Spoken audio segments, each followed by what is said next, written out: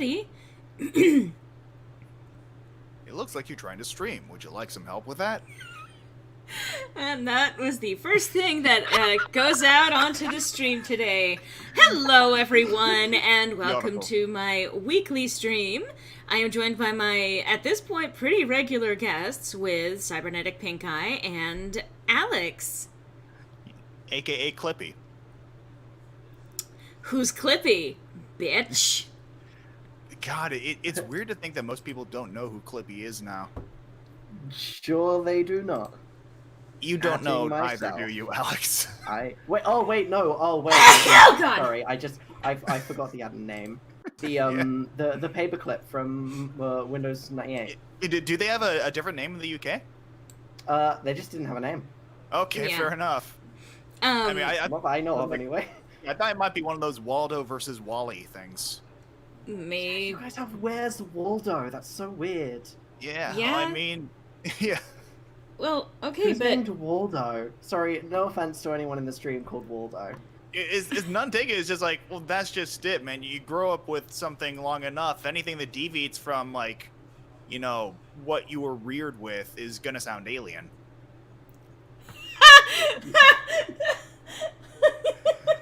Sorry. Hmm. I was trying to okay think there, of an Will? alternate name for Carmen Sandiego, and the only thing I could come up with was something Las Vegas. I mean, don't even get me started on the fucking Ninja Turtles thing.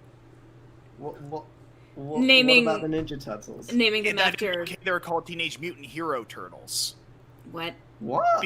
Yeah, because like apparently ninja was too violent, so in the UK they couldn't call them ninjas. No, they were...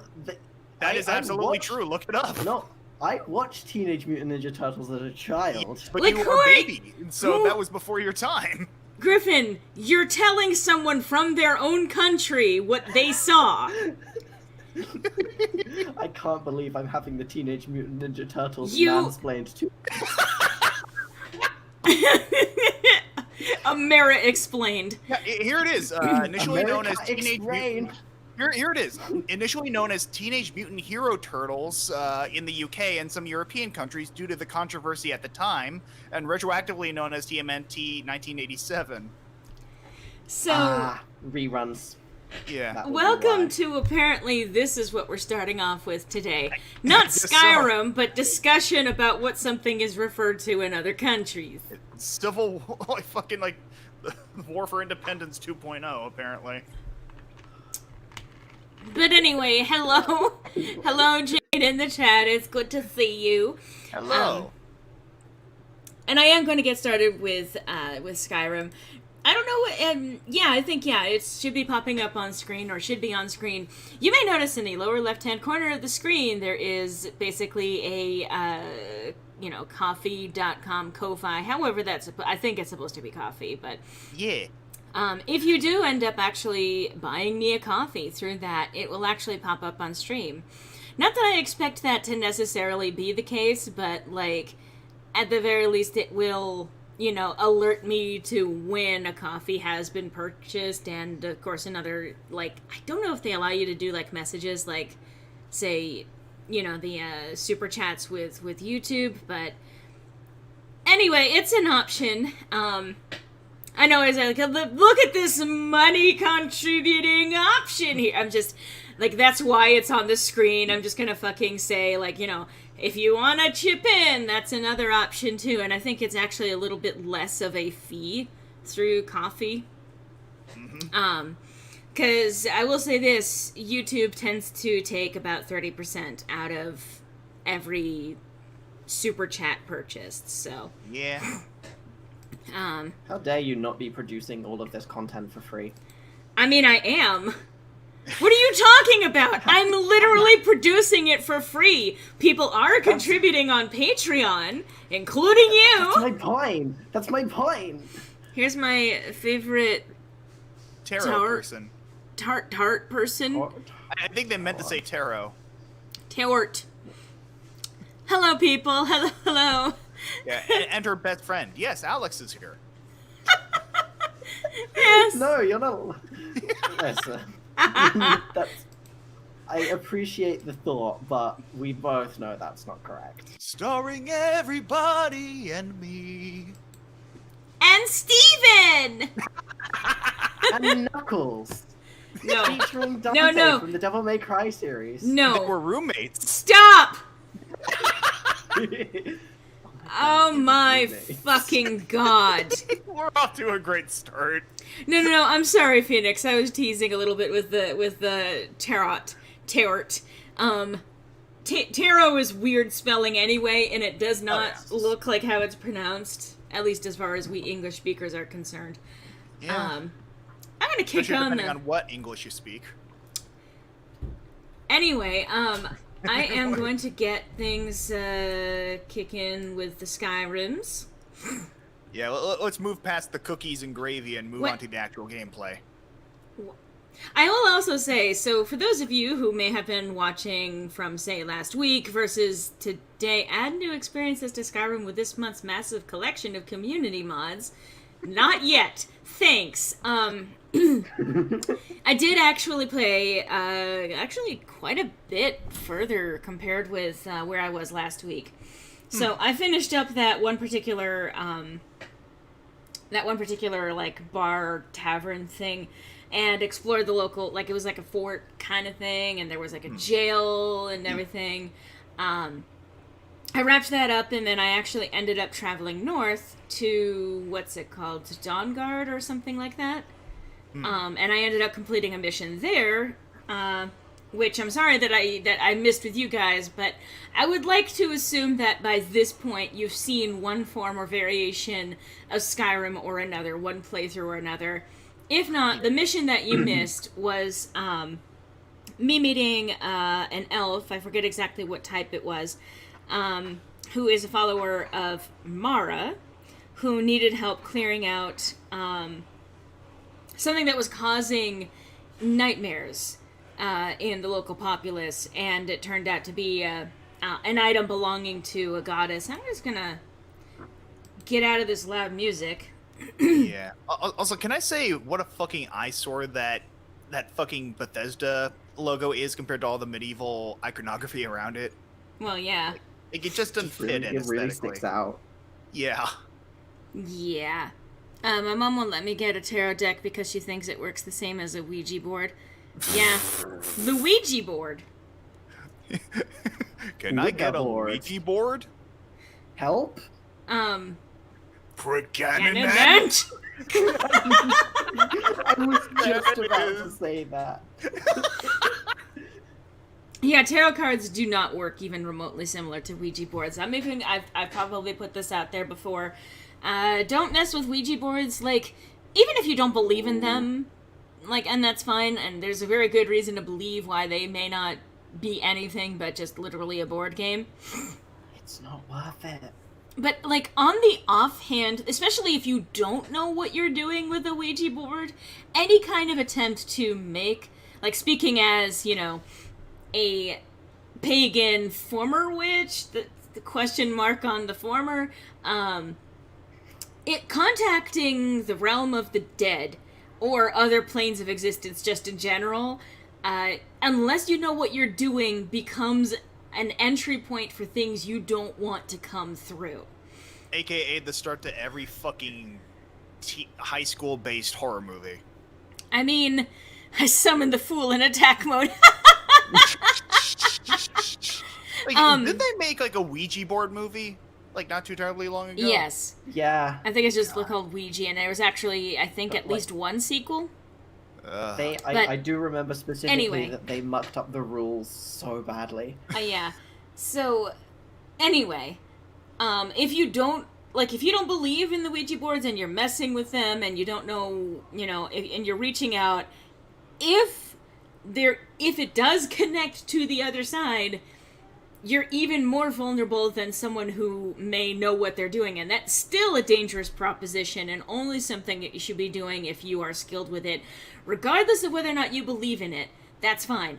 You don't gotta believe in it. You don't gotta believe that there's anything magical about it. My personal advice is to not mess with it.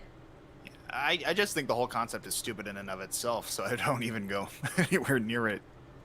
Like my view on the occult or mythical is you don't have to believe it, you don't have to understand it, but for all that is good, don't mess with it. I think that that's a pretty good philosophy just in general. Like, Yeah.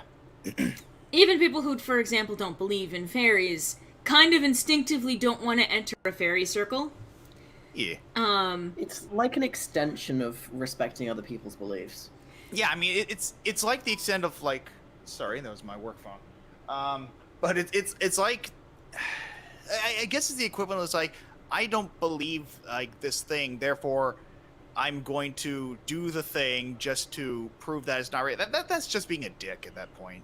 You know, like, regardless of whether or not it's real, just don't be a fucking douchebag. And honestly, like, here's the ultimate thing. If you want to pick up a Ouija board, if you want to play with it, if you want to do some fun things with it, that's fine. I'm just saying my recommendation is to not do it. Generally speaking, unless you are very, very unfortunate or deliberately trying to contact the other side, like with intent, you're not likely going to necessarily open something. However, because of what it is and because it represents, there's always that slim margin. So you don't have to take my word for it.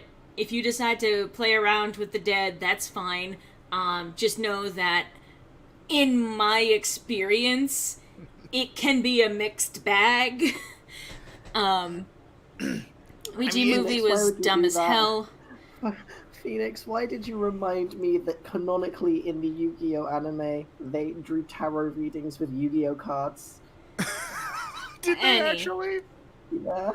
Oh god, that's right. So, long story short with where I left off with Skyrim, BT dubs, just before I lose that train of thought again, because we have sidetracked monumentally here. Business as usual. It's part for the course for these streams. And so I ended up going to this area to try and clear up basically this item that was causing nightmares because it was originally belonging to some goddess who fed off of the nightmares and dreams of the local populace, and this magical item, left unattended for a long time, developed its own sentience effectively and was unactivated by other people, activating to draw from the memories and the dreams of the people in this local town. I think it's Dawnguard is what it is, this local city. And so I went in there with this guy, and he turned out to be one of the clerics following that goddess way back when, who came back to basically clean up the mess that he effectively caused. It's actually an interesting storyline, and by the end of it, actually, as he's trying to dispel the magical item or destroy the magical item, you can actually hear a woman's voice whispering you saying, it's a trick, as soon as he finishes destroying it, he will turn and kill you. You must destroy him while he is distracted. And I was like, bitch, do you think I'm that stupid? Like, really? You think that I don't, like, someone who literally, their modus operandi is stealing the memories and dreams of people around them? You think I can't recognize, some demonic, awful entity trying to manipulate me? Insert Dahia joke here. Maybe I will not be doing that. Yeah, so the kill him before he turns on you, and I just sat there, and there's like a long, minute of just standing there watching him doing the magical dispel thing, where it gives you plenty of opportunity, almost as if it's, hi, Zelda, trying to insist that you actually do kill him. Like, it actually does imply through the gameplay itself, that is what you should be doing. Hello, Gold Ingot. Morning, just got up and grabbing brekkie. The town is called Dawn Star. Thank you. Again, I'm sorry I didn't pay the closest of attention to it. But it's yes. only a heavily story-based game. Well, no, it's not. This game, the appeal of it is not the story. Oh yeah, I know. It tries to be, but... The appeal of this story... How's it Right going? here. Right behind you. Oh, never mind. So, we're in the middle of this really cold, frigid place. Oh, that's right, I killed spiders. Cool. Oh. You've done cool. the world a service. You know what? I'm tempted to make a fucking U.S. healthcare joke here, but I'm pretty sure it's already been said. The U.S. healthcare system is a joke. Yeah, it is a cold and frigid place. Is that... Oh, it's an elk! Hello, elk! Hello! Oh, I should probably get out my weapons. Oh, that sounds like, you know, a good move. I mean... Would be recommended. 3 out of 10. Yes. Yes, anyway. Good work to you, hey gold, blah, blah, blah, blah. Why did Blah, you blah, get into the Imperial March? I didn't even mean to, wow. Blah, blah, blah, Blah, blah, blah, blah, blah, blah. Can I've I just never say... even heard of a Star Wars.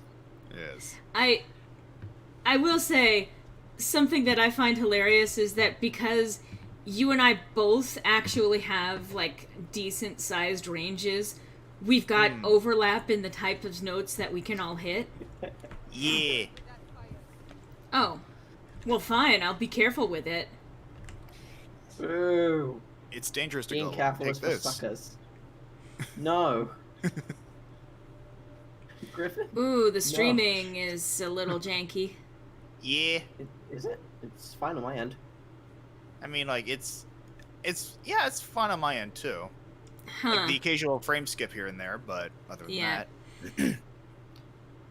But, anyway, oh. What? Did I just, like, walk into the main ruling building by mistake here? As you do. I mean... Imagine you just accidentally walk into, like, the White House or something. Oh, hi, Jim Curring. Coming. Jim? You're, Jim Carrey? The crossover we all deserved. Like, Jim Cummings and Tim Curry together at last. Jim Curring. Perfectly Anyway, balanced. let's not Fusion ha, motherfuckers. let's not make fun of my verbal mistakes. Alright, so long as you don't do the same for mine.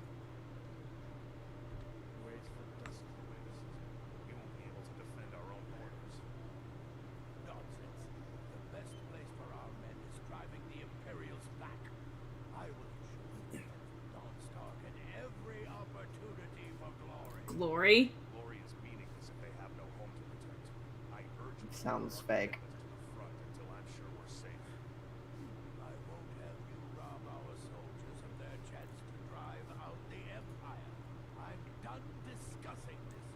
You're an idiot. Hi. I like you. Friend. Wait, is Mike Pollock in this game? I don't know. Huh. Yeah, I because I literally can't hear any of the dialogue in the gameplay, so... Huh. How is Dunstar faring in the war?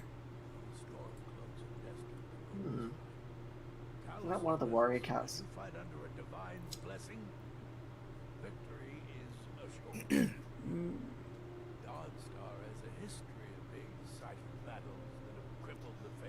Okay. Your hands are weirdly huge. Is Dawnstar prepared for dragon attacks? Aren't they, Call though? him out for his yowie hands. Dude, no. No more Jarlskald. Society has progressed past the need for Jarlskald. I thought Dawnstar was pro-Imperials. Guess I remembered wrong. Or... I'm sorry? You have something to say about the fucking Dragonborn?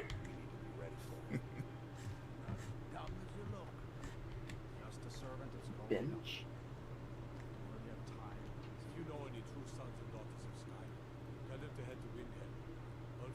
Ah.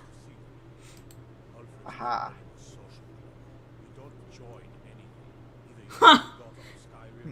Either you're true daughter of Skyrim or you're not. Wow. Let's not no true Scotsman this shit, okay? I'm You're a literally. true anime fan or you're not. PC Master Race bullshit. Why are you called Stormcloaks? Oh my god, you can't just It's a ask mistake people why playing they're in our called laundry. that. God, I mean, you know there's a fucking, like, group of incels out there who, like, one day got some static electricity on their fucking cosplay outfits and called themselves the Stormcloaks. Oh, probably.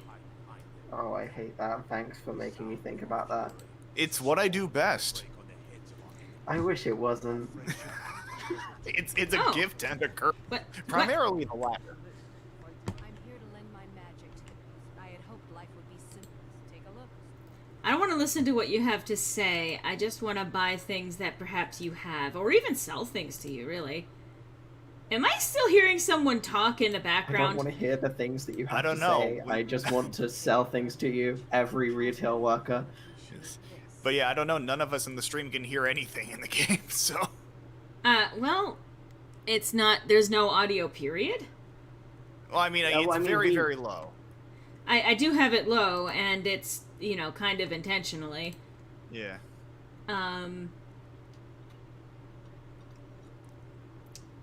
Oh, I hadn't noticed. I keep the stream muted because otherwise it, because it happens like twice at a time. Oh yeah, I do too, but occasionally I will turn on to see if I can hear any of the dialogue, and usually it's no.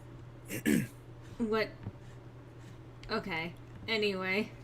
Yeah. Honestly, I will say that the dialogue in this game is probably less important than our commentary. I'll say that Yeah. much. I mean, yeah, it's a Bethesda script, so what are you gonna You do? didn't need to just at them like that. Just one of the miners. I don't want to work hard now. I mean, call-out culture is gross. Oh, there's a mine. There's a mine, is there? Mines in fantasy games, that always goes well. Why? Griffin? Mine? No. Donkey? No! You seem to get a lot of things you shouldn't on this Don't game. encourage him. Let's see. I thought the war was over. Oh. There's someone watching. Oh, there's someone who's right there. I don't need to... Don't encourage them in the stream chat. Not really afraid that I'll set fire to something, but if it... Well, if you don't want me to have my fire out... Yeah, I got that. You're in a mine. You should be mining. Give me a hot second, I'll solve your very pressing not being on fire problem. Yes.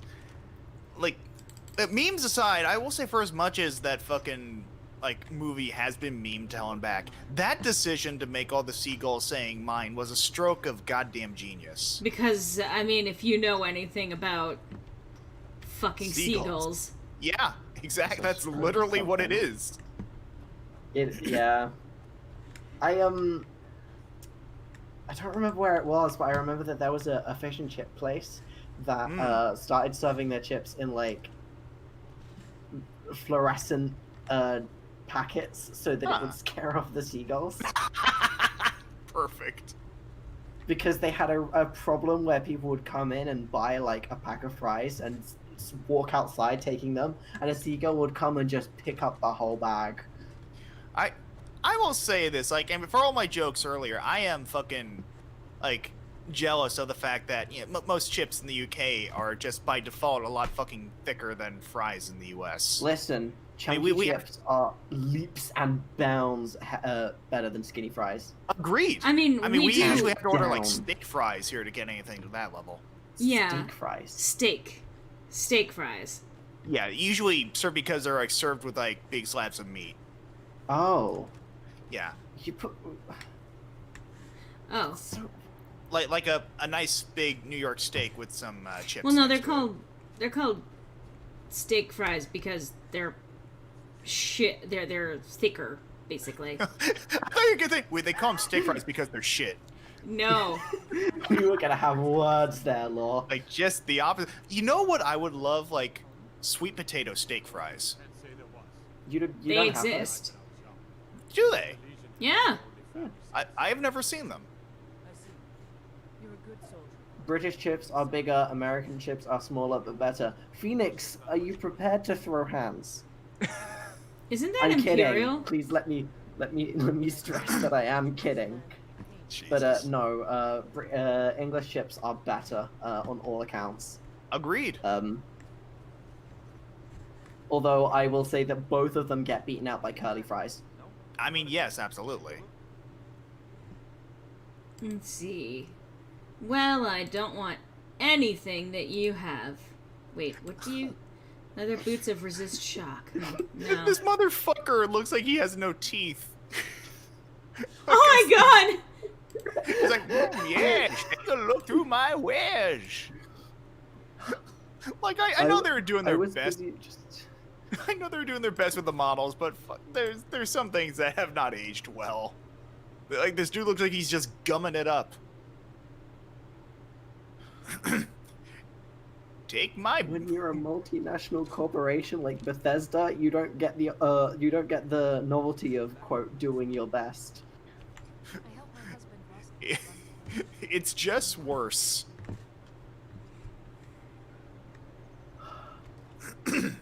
Apple! Yay. Yeah, okay.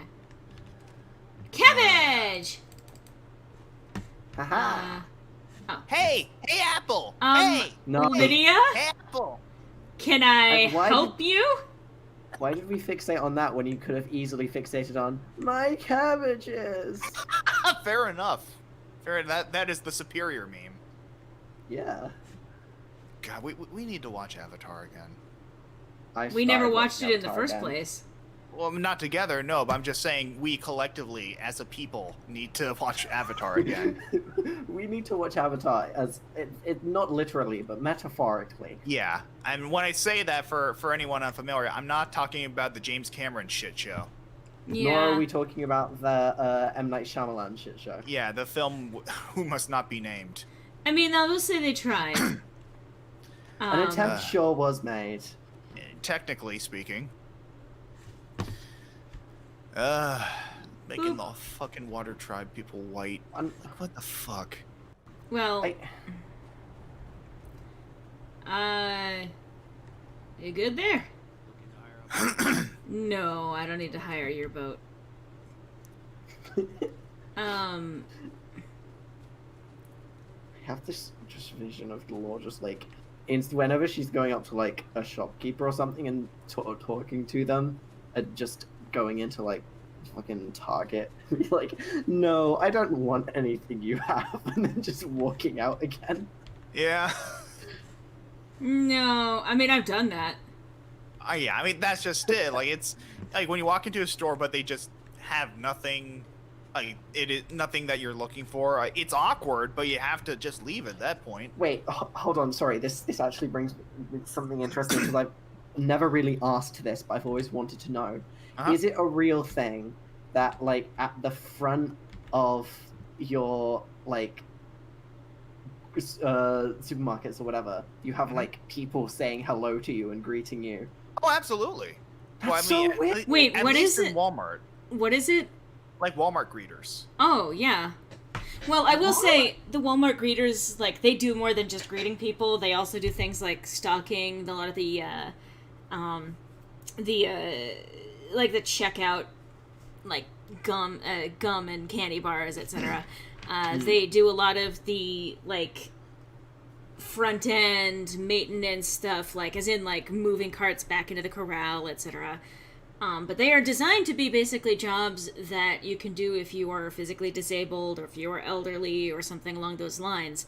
Because they don't pay great, but all you have to do is you can literally have a chair to sit there and greet people as they come in. So if you need a job and, if you need some kind of income, you're disabled, you're on the elderly side, it's actually not necessarily a bad position to be in, which is why a lot of these locations, when you go in and they have this greeter, they tend to be on the older side. Or, I know, I can totally get behind that, and I understand that, but it just, for me, as a person who lives in England, it raises the question of why the people who, your cashiers, don't get chairs. Why do they have to work standing up? Because capitalism. Well, because it's literally...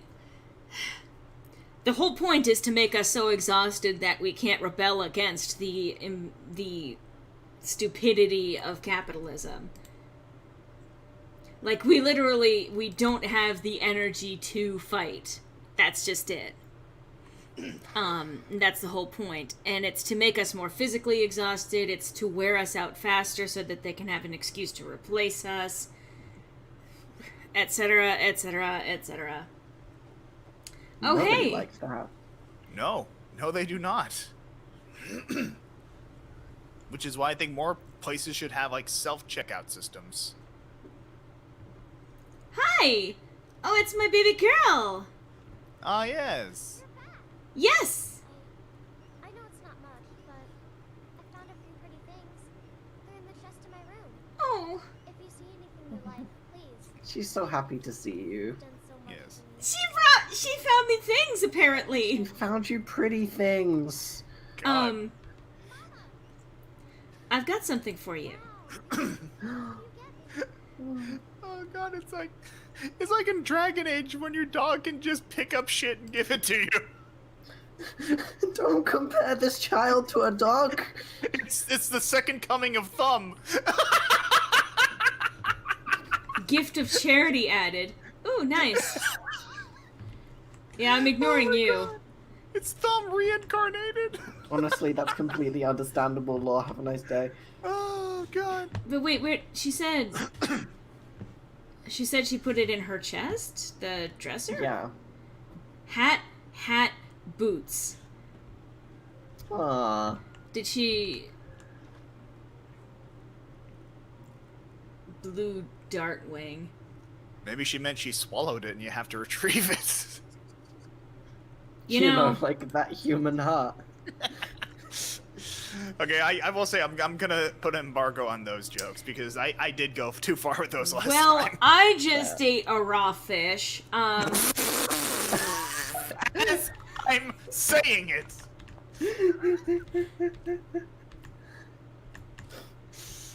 You're gonna eat that butterfly too?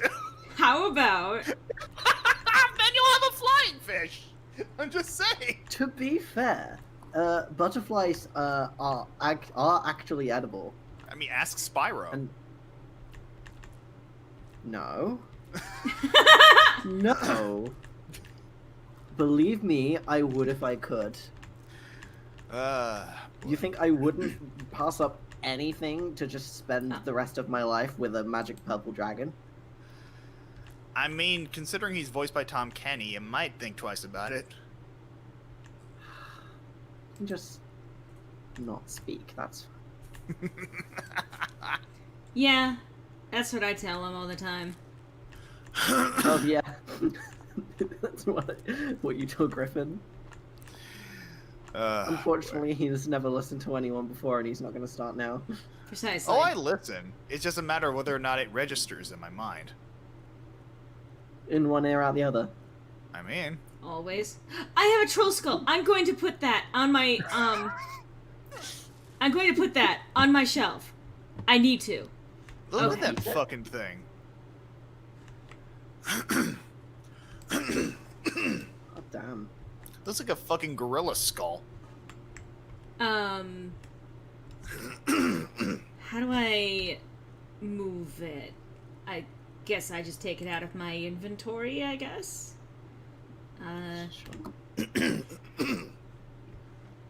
Where did it... Okay, there it is. There we go. Aha. Uh, Oh, wait. Some... oh, awkward. Oh. Ah. Ah! Look at this fucking xenomorph. It's possessed, I swear to God. Well, why are you making Maybe it... the, You're giving it maybe the fucking... whole Ouija board animation. conversation wasn't so out of place. No.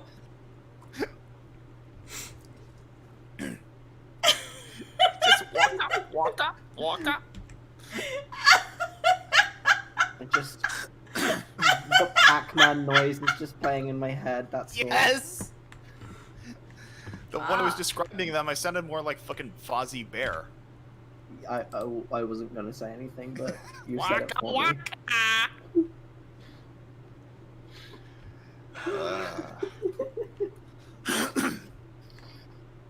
You okay, Mr. Trollskull? Is he You ever? good now? I You gonna love be how alright? you're turning into a fucking ventriloquist with this thing. It slowly opens itself. Is this how you entertain your daughter at night? Oh, she's snuggling the doll I gave her! Nice. I'm so happy! Yay. Pure. The big tree in the park looks so sad. I feel sorry for him. It's time for us to Oh, I move. wasn't doing anything. Alright, what time is it? How do you tell what time Adventure it is? time? How about you fucking stop? Summertime. Oh, it's 3 and... What are you doing awake? Oh, you're playing Peter with the time? doll? 3 in the. It's time for bed, Lucia. Yes, Mom. It's time. It's nearly It's 4 in the time. morning! Why Well, are being you happy still is the awake? best shit. Oh, wait, Confirmed. your bedroom's downstairs? Oh. Okay, so... Oh! Oh, so that means that the downstairs chest would be where she put the stuff. Yeah.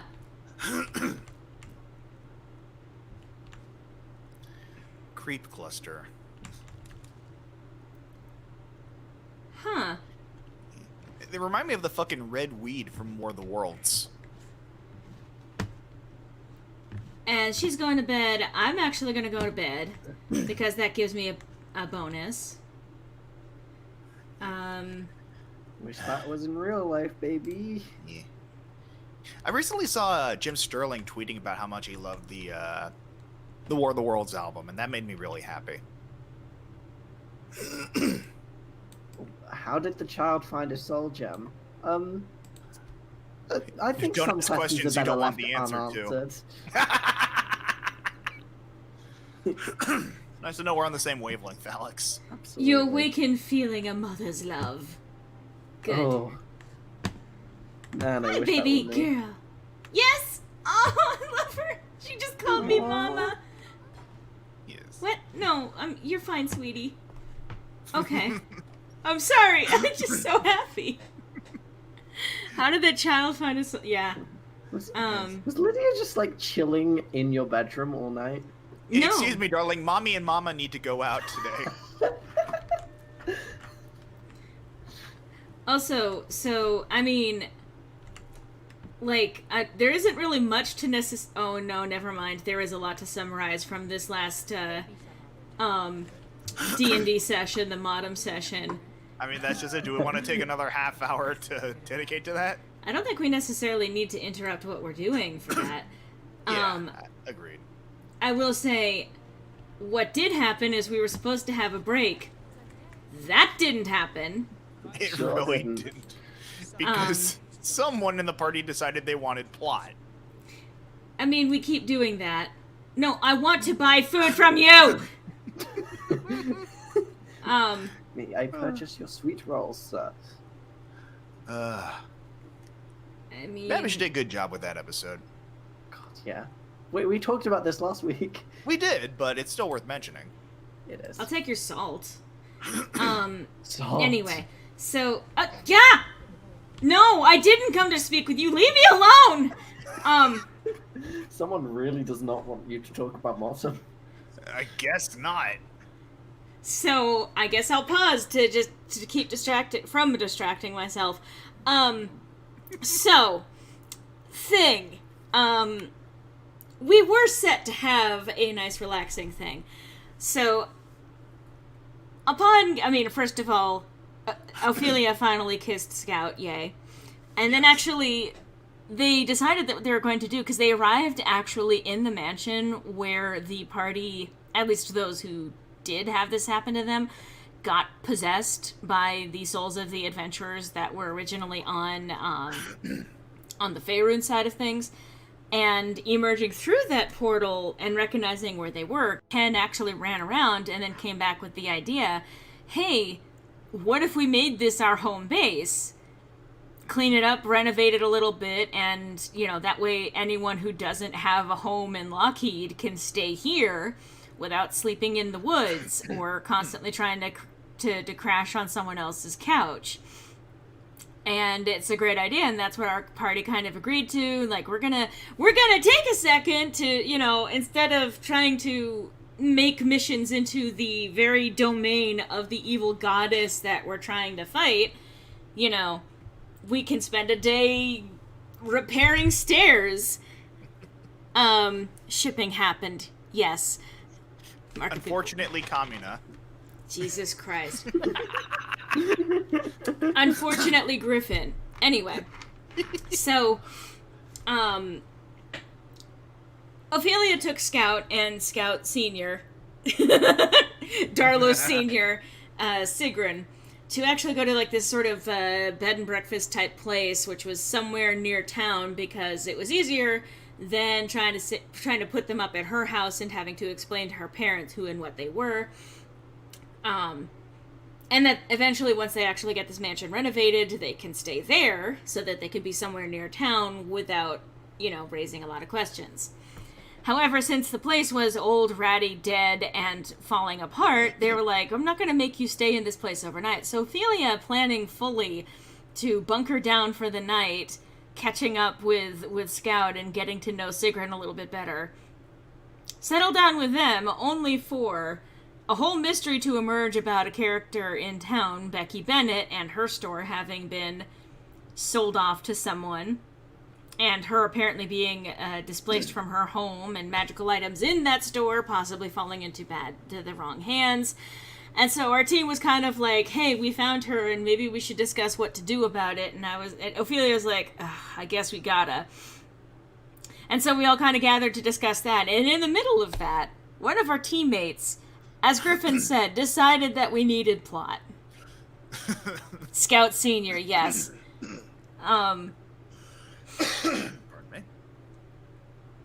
So Jess went back to her house, where her father, who has been a massive douchebag and shady as fuck and abusive to her and to the rest of her siblings.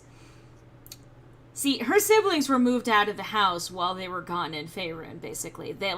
They specifically moved them, like the team moved them into safety so that they could not be a target of Harris Parker. And just went to go investigate and ended up getting caught by her dad. And her dad pulled a gun on her and actually shot at her twice, actually.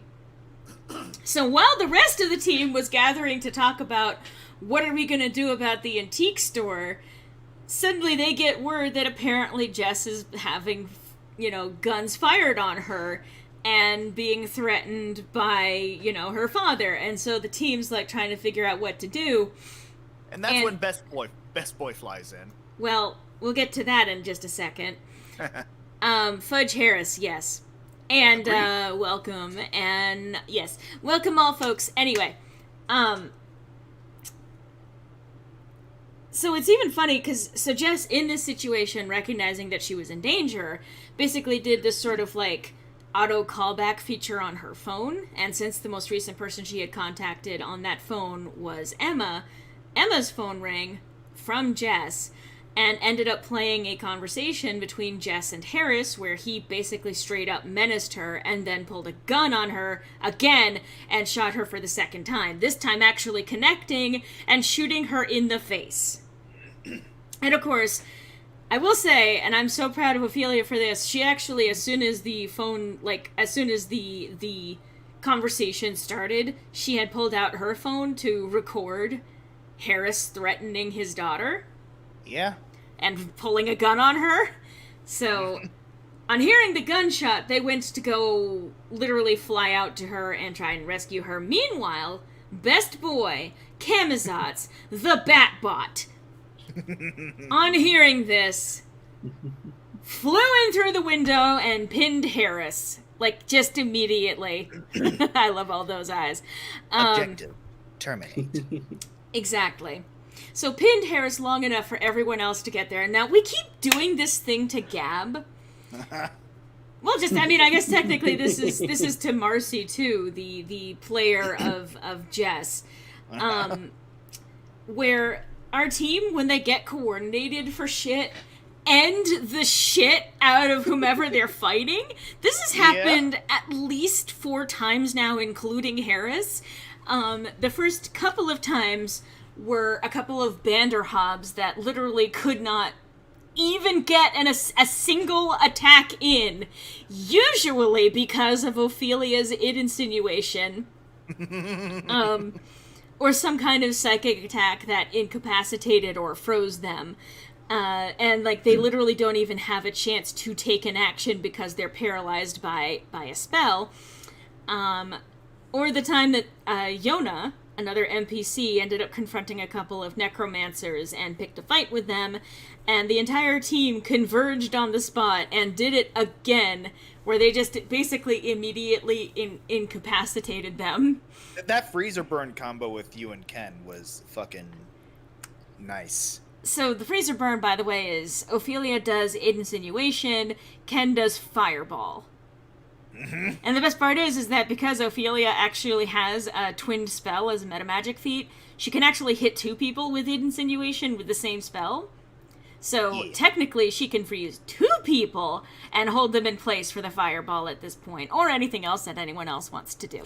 Anyway, so the same thing happened with Harris, with a whole bunch of people arriving on the scene, including Owen Duo. Duo came a little bit on the later side. Ken came in and he was invisible. Ophelia flew over with Louis, and they were both Ophelia, whatever. They were both invisible, and Ophelia tossed it in an aid insinuation at Harris and stopped him. He was not able to take a turn just yet, and then as soon as Ken had an action, he threw this stupor powder, which basically incapacitates, literally, worse than not having the incapacitation of the insinuation that literally put into a stupor. Mm-hmm. So at that point, not even getting a wisdom will save, because he had no will to fight it. Yeah, I will also say, in that regard, Owen's also been killing it with the intimidation rolls as of late. Well, because, Harris's wife got in the way when he tried to take the gun back from him, and he just, he's like, I'm not letting you do this. And he's like, that's not your call anymore. And just intimidated her the fuck out of the way and used the strength check to pull it away. Yeah. So, funny thing with that, so they incapacitate Harris, and Ophelia gives instructions to tie him up, bind his arms and legs and stuff like that, and that they were going to call the police and let them know that Harris shot his daughter, or shot at his daughter, and that and with the cover story of she wrestled the gun from him and knocked him out in order to save herself. And Danica, the wife of Harris, had come into the room and was probably going to try and support him, except that Ophelia used suggestion to say, how about you go sit in the living room and patiently wait for your husband? And she didn't save against that. So I think what was funny is that there was a pause as Gab and Marcy both tried to figure out how to make what they wanted to have happen. Uh-huh. And they basically ended up using a sort of loophole around it, and they had you could hear them typing back and forth. That was the funny thing. So, on a roll with some butter. Anyway, so that they all left, and Ophelia's like, I'm tired. We're not gonna do anything else for a week after all of this. Bye. I have a boyfriend to snuggle. And Owen, at the end of that initial confrontation, pulled out Harris's gun and pointed it at him and says, "This is unfinished business." And basically, everyone else was like, "What the fuck are you doing?" And his argument was basically, if we don't stop him now, he'll just go on to hurt and kill other people. But yeah, the people in the party were kind of like, okay, but doing that makes you no better than the bad guys. And he was like, is that really the case? And they're like, yeah. And Jess was like, hey, guess what? Don't kill my dad. Well, yeah, also considering, he also made the argument that fucking, like, Ken would be no different from him, considering he lit an old lady on fire and burned her to death. It was a hag. As you do. She was still also an old lady. She was a hag. She was a visible, obvious threat, and not the kind that could be easily subdued. Well, monsters are made by actions, not genetics. Okay. Her actions and her magical power made her... Anyway, regardless, this is a stupid argument for us to be having. Oh yeah, I mean, And- I totally agree with you. Owen was just basically saying this shit bird is no better ethically than Rita. Therefore, there's nothing wrong with ending him before he does any more harm. That was his argument anyway. Initially. The thing is that basically he got a dressing down and then they all left. And then Jess, not wanting to deal with her father, decided to kick him out of the room. Come here, butterfly. Into the living room where Danica was. And as a result of that, ended up triggering the wait patiently for your husband thing. Yeah. And so apparently the end of that session was basically, Undoing all of our work. yeah, effectively. Because, I mean, it was a kind of a cliffhanger ending, but it was implied that Danica went up to do something to incapacitate both Emma, Jess's girlfriend, and Jess herself. And get Harris out of there. And basically get Harris out of there, and of course Owen's going to use that to be like, see, you see? But I will say that there was also a fun little moment with the rest of the team, too, fun little moment with Ophelia, where she got back to Scout, who was trying to sleep after having been possessed and knocked down to half health and was in not great shape when they finally got to him. And she basically flopped down on the bed at the bed and breakfast and went on this whole rant on how, like, well, let's see, one of my friends got shot in the face, another associate of us in town had their store basically stolen from her, as well as her place of living, so we need to figure out a plan to, make that, make sure that magical items don't fall into the wrong hands, etc., etc. And, like, Scout, listening, was, like, apparently, to borrow Gab's word there, flabbergasted by the whole thing. No! Two of them!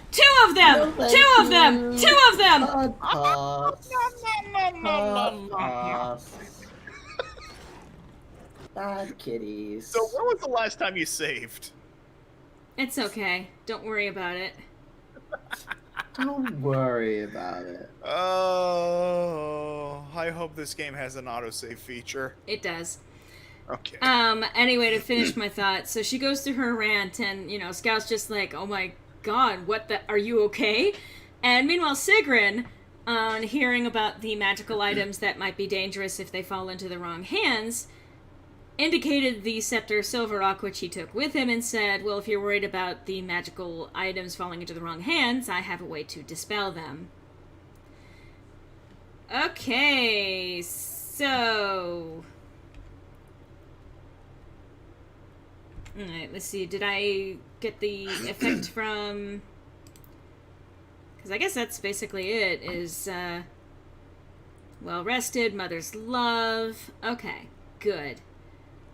So I have that. I can literally just teleport then. Sweet. Nice.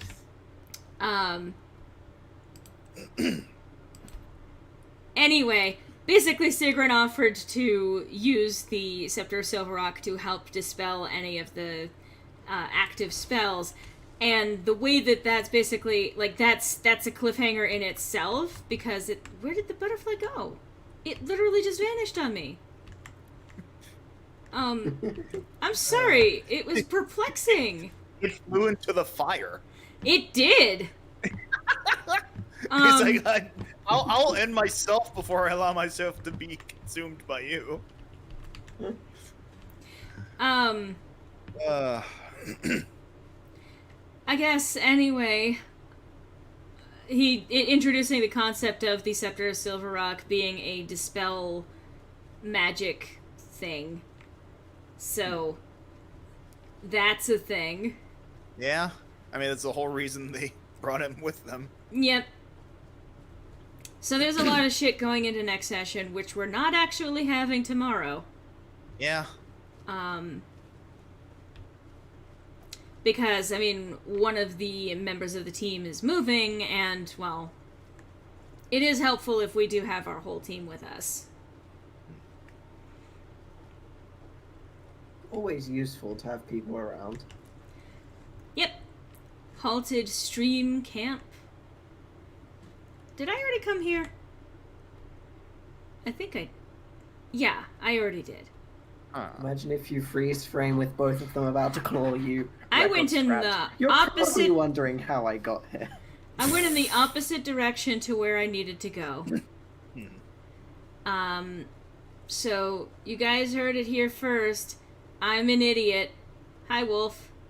I mean, you're in good company. Oh, it's a Sure skeever. are. Alright. Thanks, skeever. Wait, what? What?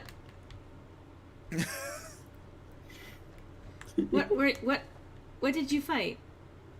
What were you Is she attacking the corpse? Her people needed her. But yeah, we're not meeting, this next... We're not meeting this next week, tomorrow. It's going to be the week after that, after our teammate has moved and settled and all of that. What? What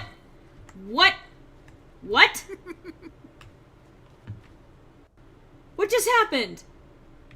Skyrim. What the fuck was that? What just... Oh! Skyrim. Oh!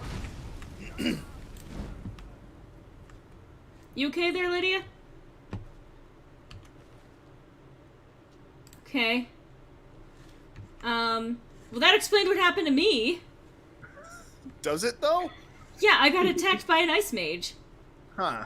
And it hit me, and then Lydia went to actually go and attack him on my behalf. Huh. Just random ice mage running around, I guess. And this is why you As bring you your do. wife with you wherever you go. Yeah, and then eventually my husband. Yes. Remember, kids, never leave home without your combat wife. Or husband.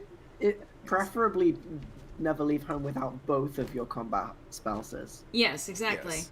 Unfortunately, I don't think this game allows you to do more than one at a time. Come here, butterfly. Thank you. You almost broke into chameleon there. No, I didn't. What?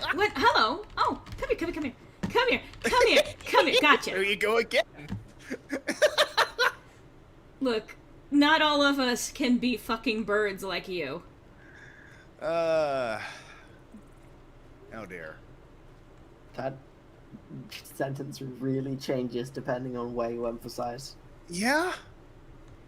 Not all of us can be a bird like you.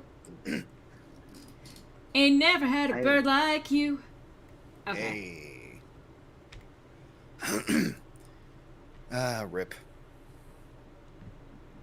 I know what you're saying, but just like out of nowhere, rip. Me. Like,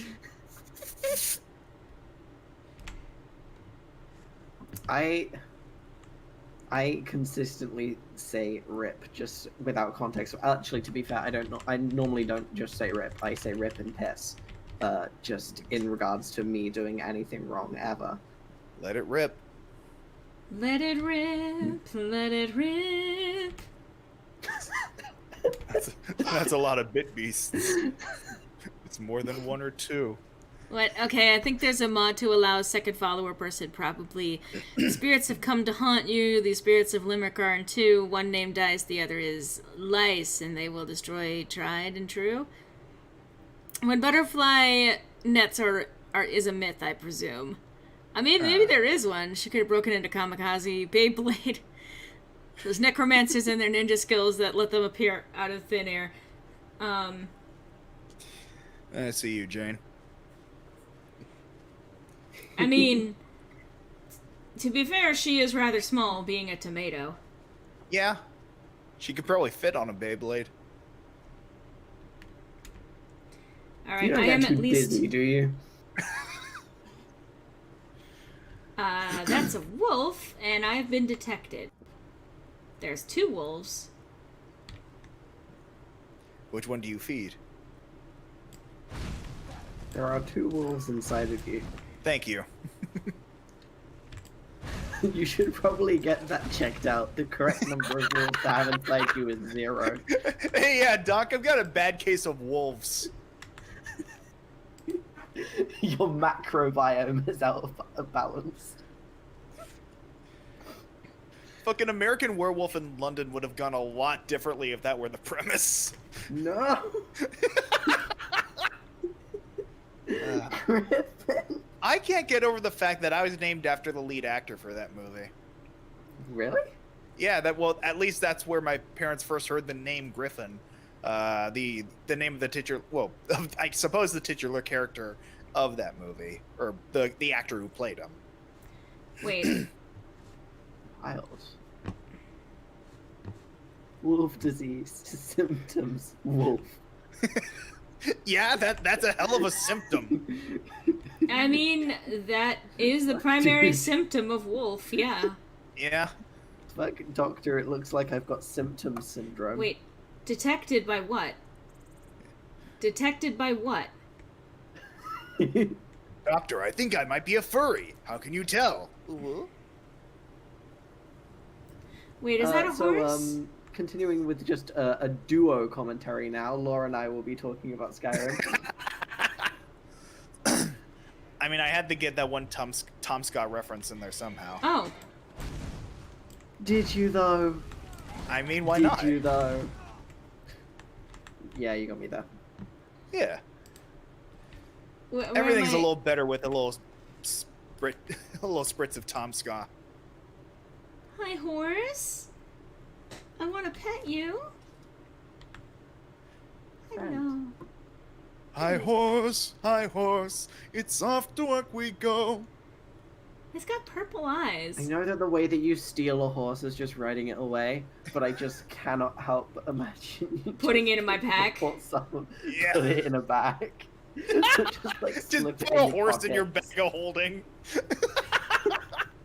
I mean, if you have a one that's wide enough, there's nothing from stopping you. It's just not going to be as alive as it was coming out. As I was it is gonna going in. say, yeah, with no oxygen supply, unless you put a few trees in the bag of holding as well, I Give think it you're gonna be. scuba gear.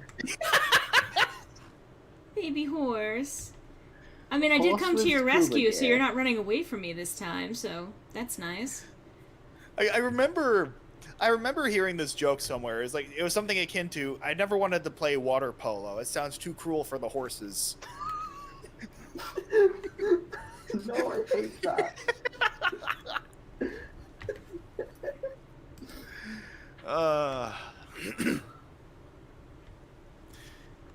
What a weird fucking concept to me. Polo's, it's like golf, but with big ass hammers and horses. Like, as if golf isn't fucked enough. I have no I commentary don't on the even. subject of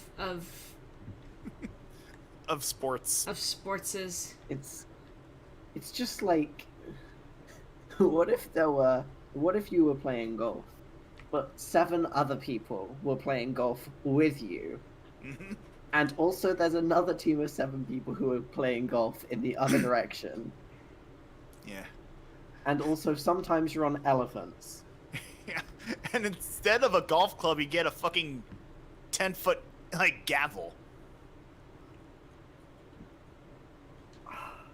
I remember. I used to have this, but back in boy mode, I had a book, something fantastic things for boys to do, and it was things like teach like proper conquer methods and teaching you knots and different sports and stuff, and like things like ultimate frisbee, for example. But one of the things it was teaching you was how to choose an elephant for polo.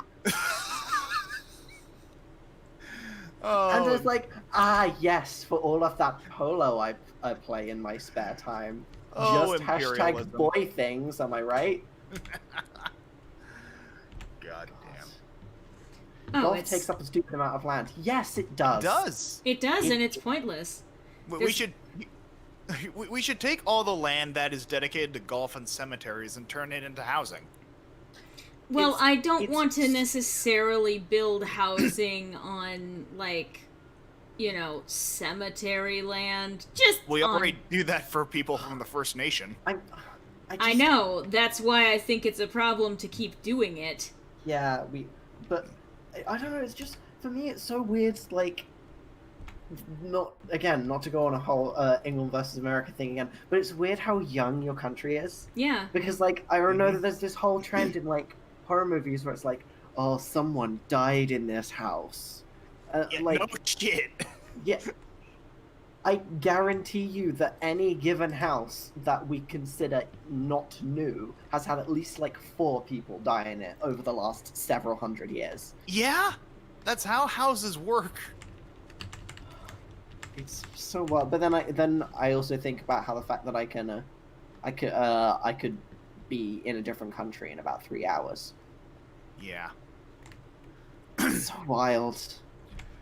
This is completely unrelated to everything No, that that's... we've been talking about so far. No, you're fine. I mean, we've been talking about things like different culture. Hey, another stream filled with good beans. Hello, Rob. Yeah. Well, Speaking Robin is of here, good so- beans... I was about to Speaking of good say. beans, Yeah. Robin, you know what you've done. You've shown your face in stream again. I warned you what would happen. Face. Me and the boys in the middle of the stream looking for beans. Face. I don't think we quite have Rob's face. Off. What? No. Go away. Griffin, my dude, have you seen Poltergeist? Yes. Yes, I have. It's a very good movie. Yep. It's actually, like, that's just it. I know that we're a very young country. The thing is that there has been so much bloodshed because of you English fuckers sending over the preliminary batch. Colonialism. Yeah. Yay.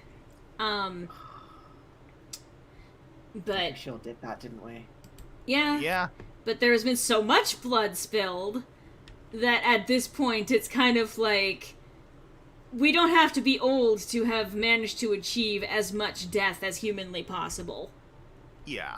I mean, I guess the other part of it for me, though, is like the concept of dedicating a huge lot of land to putting dead people underground when that land could be used for something more productive. Absolutely. Yeah. However, we could also make the argument for things like, you know, a whole lot of land, I mean, obviously for, like, golf, and, like, when it comes to cemeteries, I'm very much of the opinion that, that we should be trying to conserve, like, I don't mind necessarily the ceremony of taking care of our dead, because there's a lot of closure for people, but that's why I prefer things like cremation, because... Yeah, or trees. Or trees, like, yeah, Yeah, we should do more shit like that. yeah. There is a procedure that I read about where you can have your body turned into a bottle of wine. Yep. Huh. There's also, you can take, if you get yourself cremated, you can actually have those ashes put into things like jewelry and pendants and stuff like that. Oh, yeah, I have heard that. Yeah. Yeah, not so much the wine part, although it doesn't surprise me at this point. I would not drink wine of a dead person, just saying, Yeah. on a I'm- personal... That's not my jam. Yeah, I don't care how finely aged this this fucking... I'm trying to think of a weird pun involving Soylent Green, but nothing's coming to mind. Can I turn myself into wine? Body of Christ. Nah, mate. Body of me. When I die, I would simply like to be turned into strawberry gin. I mean, that's just it, though. Like, people are so used to, calling crackers and wine, like, the body and blood of Christ, that it doesn't really surprise me that, people would be down for getting themselves turned into wine. That's racist.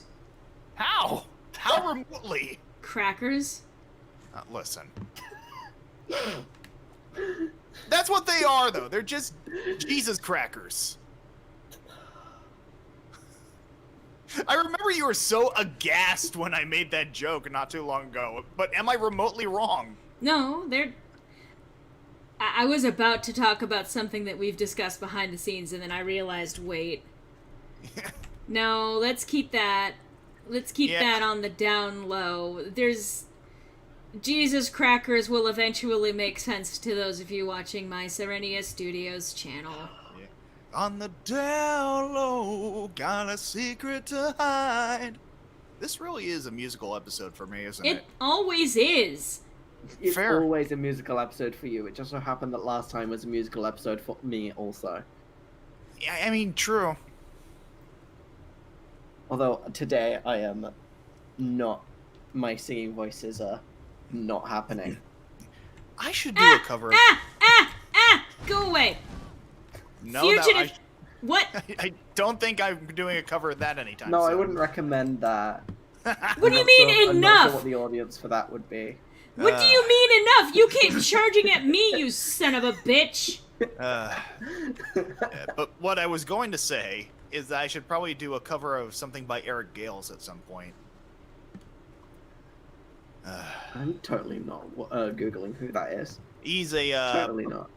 blues guitarist Oh, that does amazing yeah. fucking work. Vaguely familiar with. Yeah. Okay, I have been circling this mountain and I have yet to find a way into it. Wait, hang on. You guys are Give up, Alex. That was a sentence. Wait, hang on. You guys are musicians? Whack, I never would have guessed. Okay. I Okay. Technically.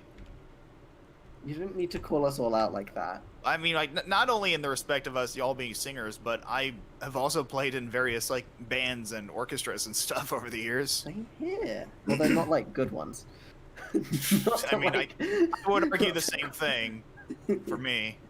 I've never been musically inclined. I can kind of sing, but I don't think that's much of an achievement at this point. The fuck you say?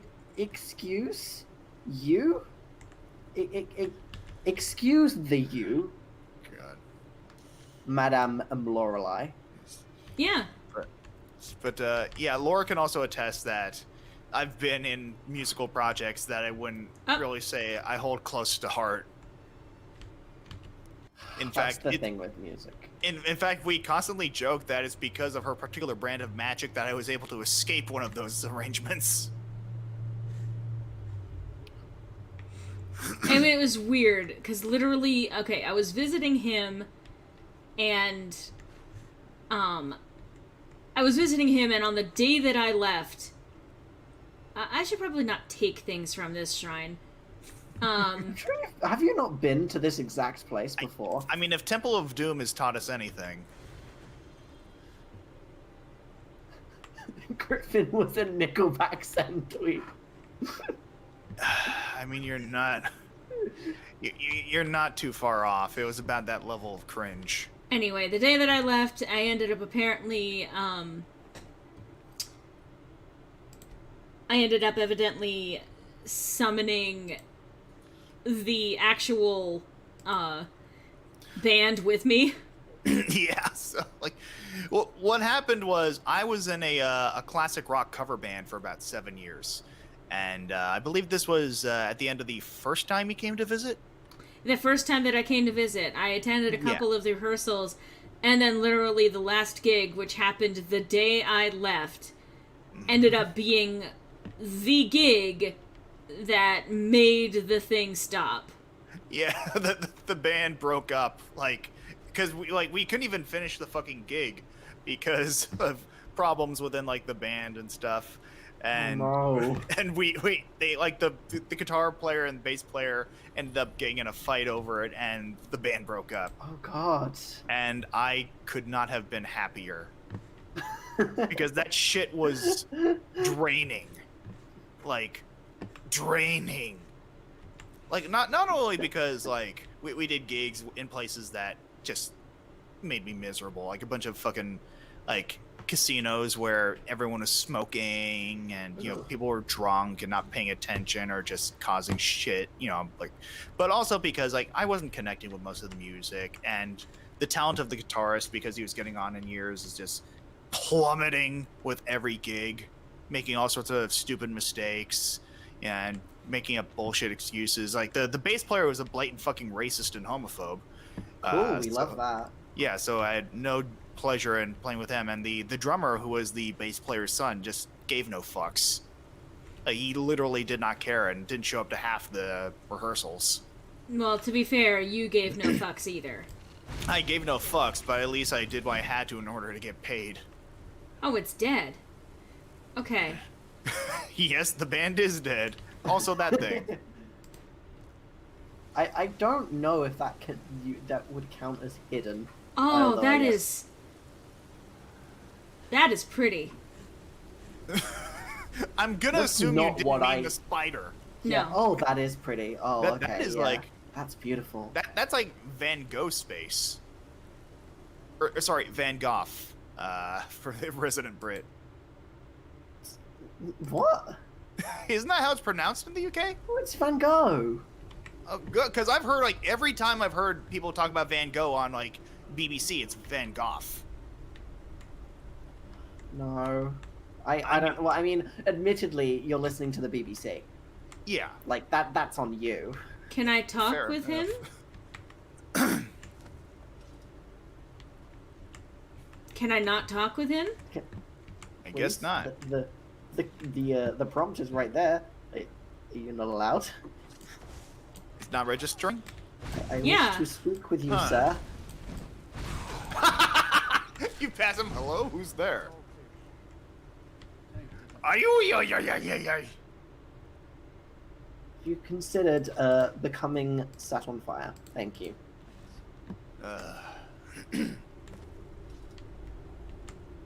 That is a jank-ass bow. Wait, I don't want to pickpocket. I want to talk. I guess I'm not allowed to talk. You're rude now. You're done being baby. You want power.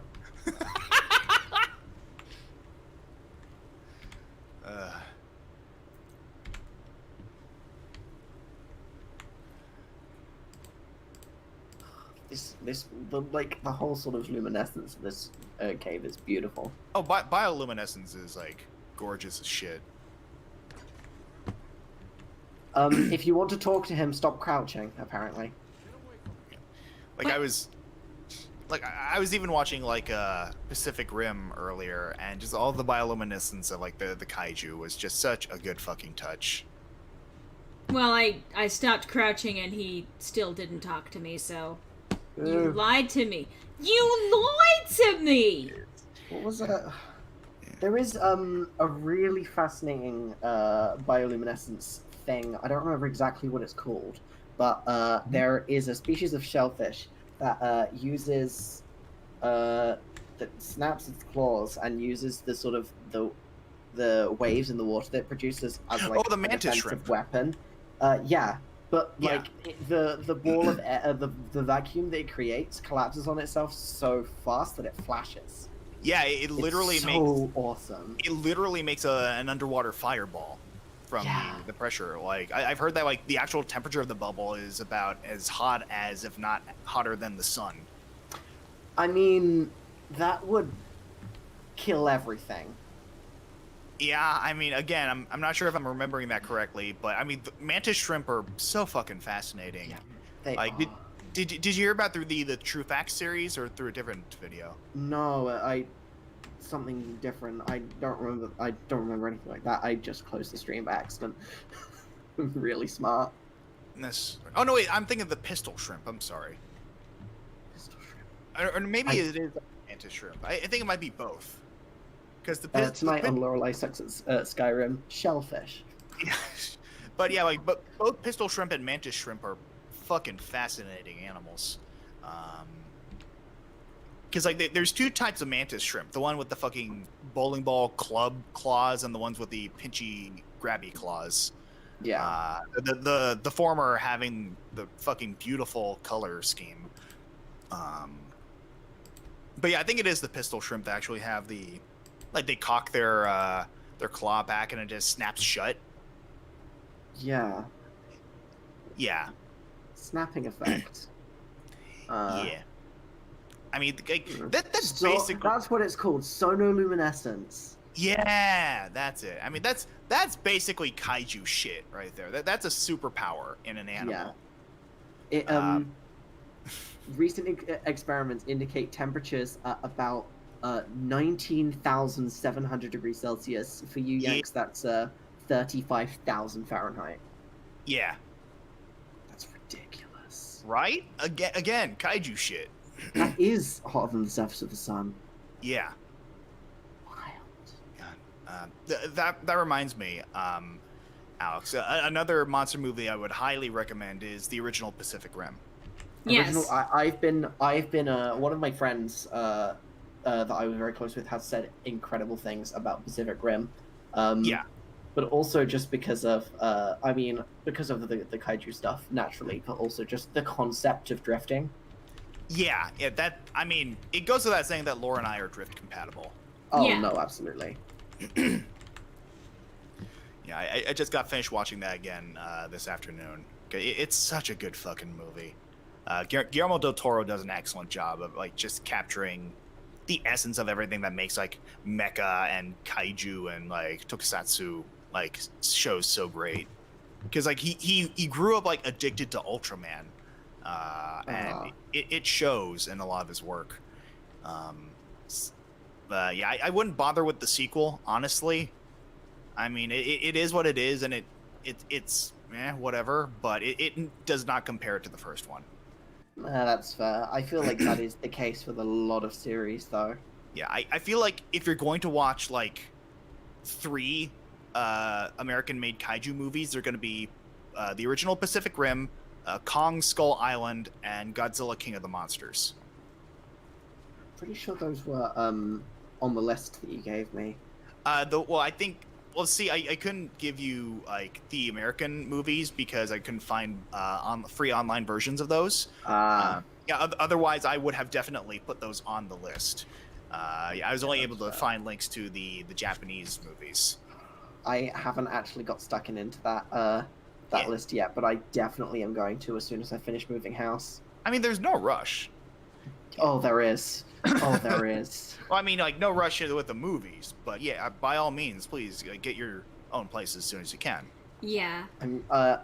That's actually happening. What day is it? Oh, it's actually Sunday for me now. Happy midnight.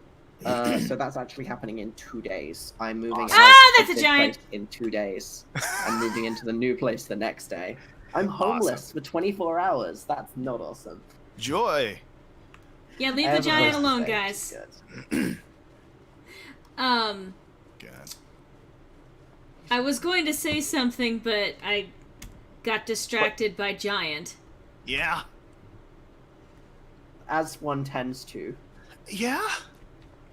I feel like the giants are rather distracting in general. A bit. Oh. You've got an aurora going on. That's beautiful. I've actually seen the aurora borealis in person, in real life. Nice. I have seen the northern lights. I was about 8 years old, I think, something like that, and my family had on Christmas Eve taken us on a one-day trip to Finland to Lapland to see quote-unquote the real Santa Claus. And while we were there, the skies just lit up green. It was so, like, I remember having, like, talked to, like, adults afterwards, people who've, like, you know, spend thousands of pounds and years like chasing the Northern Lights or the Southern Lights. Yeah. And I just got so lucky enough to just see it with a 1-day trip to Finland, and Yeah. it was incredible. How can I serve you? Nice. God. Oh, I remember being 8 years old. Man. God, what a simpler time. Yeah. I see. Here's the thing. The only reason I remember being 8 years old was because that's how old I was when I got my first copy of like Pokemon Red. That's a good thing to remember. Yeah, I remember specifically. I was in the Sacramento airport. I was in the airport. I think we were either getting back from or starting a trip, and I had my first copy of Pokemon Red for my lime green Game Boy Color. Gotta be lime green. Yeah, That's how absolutely. you know you're a true gamer. Well, I had the lime green, then later I also got the atomic purple. Ooh. Oh, Yeah. alright. Someone who can have 2 handheld gaming consoles. Yeah. I had Griffin, none. How come your mom let you have 2 consoles? I was thinking the same thing. I had none consoles. The first handheld console that I ever had growing up, not even growing up, was the 3DS. Nice. And that was obviously only in the last few years. Yeah. I mean, it's not a bad solid one to start handheld with. though. Oh yeah, I mean, I still got my 3DS XL. I've still got mine. Oh wait, no, I haven't. It's packed in a box. Yeah, I still got my. Oh wait. No, I do Yeah. have it. It's just that I instinctively looked above because I've got a little shelf above my desk, which is where I normally have it, and it's not there because it's in a box somewhere. Yeah. Yeah, that reminds me. I recently saw that like Gen 5, as in Pokemon Gen 5, was trending on Twitter not long ago. So I decided to cause problems on purpose and made a Yes, Pokemon game you tier did. list. You did cause many problems on And purpose. people got so butthurt about it. Yeah, because you're objectively wrong, And, and you deserve punishment for your crimes and like I, against humanity. and I remember someone commenting that I had apparently made a bait list, and it's like, I'm sorry you believe that me posting my honest opinions about the stories of these games is somehow baiting. Oh no, come on, Griffin! Don't you know? No one anywhere on the internet has opinions that are actually different from my own. Oh, of course. And anyone who pretends to have different opinions are just trying to get attention. I mean, after all, we are an autonomous collective with one single mind. We sure do live in a society. Boy. Words like, again, I really do hate that that phrase has become synonymous with like Douchebaggery. and Oh, God, making yeah. fun of like. That's the thing that gets me is that it's. What is this? It's because like the original meaning, the original point of the saying is meant to Oh. be You're bandits. you can't influence society except by participating in it. Hmm. So like the whole sort of, oh, you're against capitalism, but you have a fancy smartphone is just like a null argument. That was meant to be the whole point of it, but now it's just Wait. a meme, which is frustrating. Yeah. Well, Those 2 people were just fighting each other. They weren't bothering you. You just set them both on fire. see, the thing is that was Lond, the person I'm currently escorting. Oh no! I accidentally hit him with fire before that. Like, I was actually fighting one of the bandits who was attacking him. No, he's just a little singed. He'll be fine. Well, now he's dead because Lydia's chasing him down, so I'm going to reload. Why is Lydia chasing him down? Because he attacked me! Why? Because you attacked him. Okay, yeah, fair. God. But yeah, I just found it hilarious how many people were upset that I thought Black and White were the best games. No, I mean, you're kind of right. I think Gen 5 is tragically underappreciated. Thank you.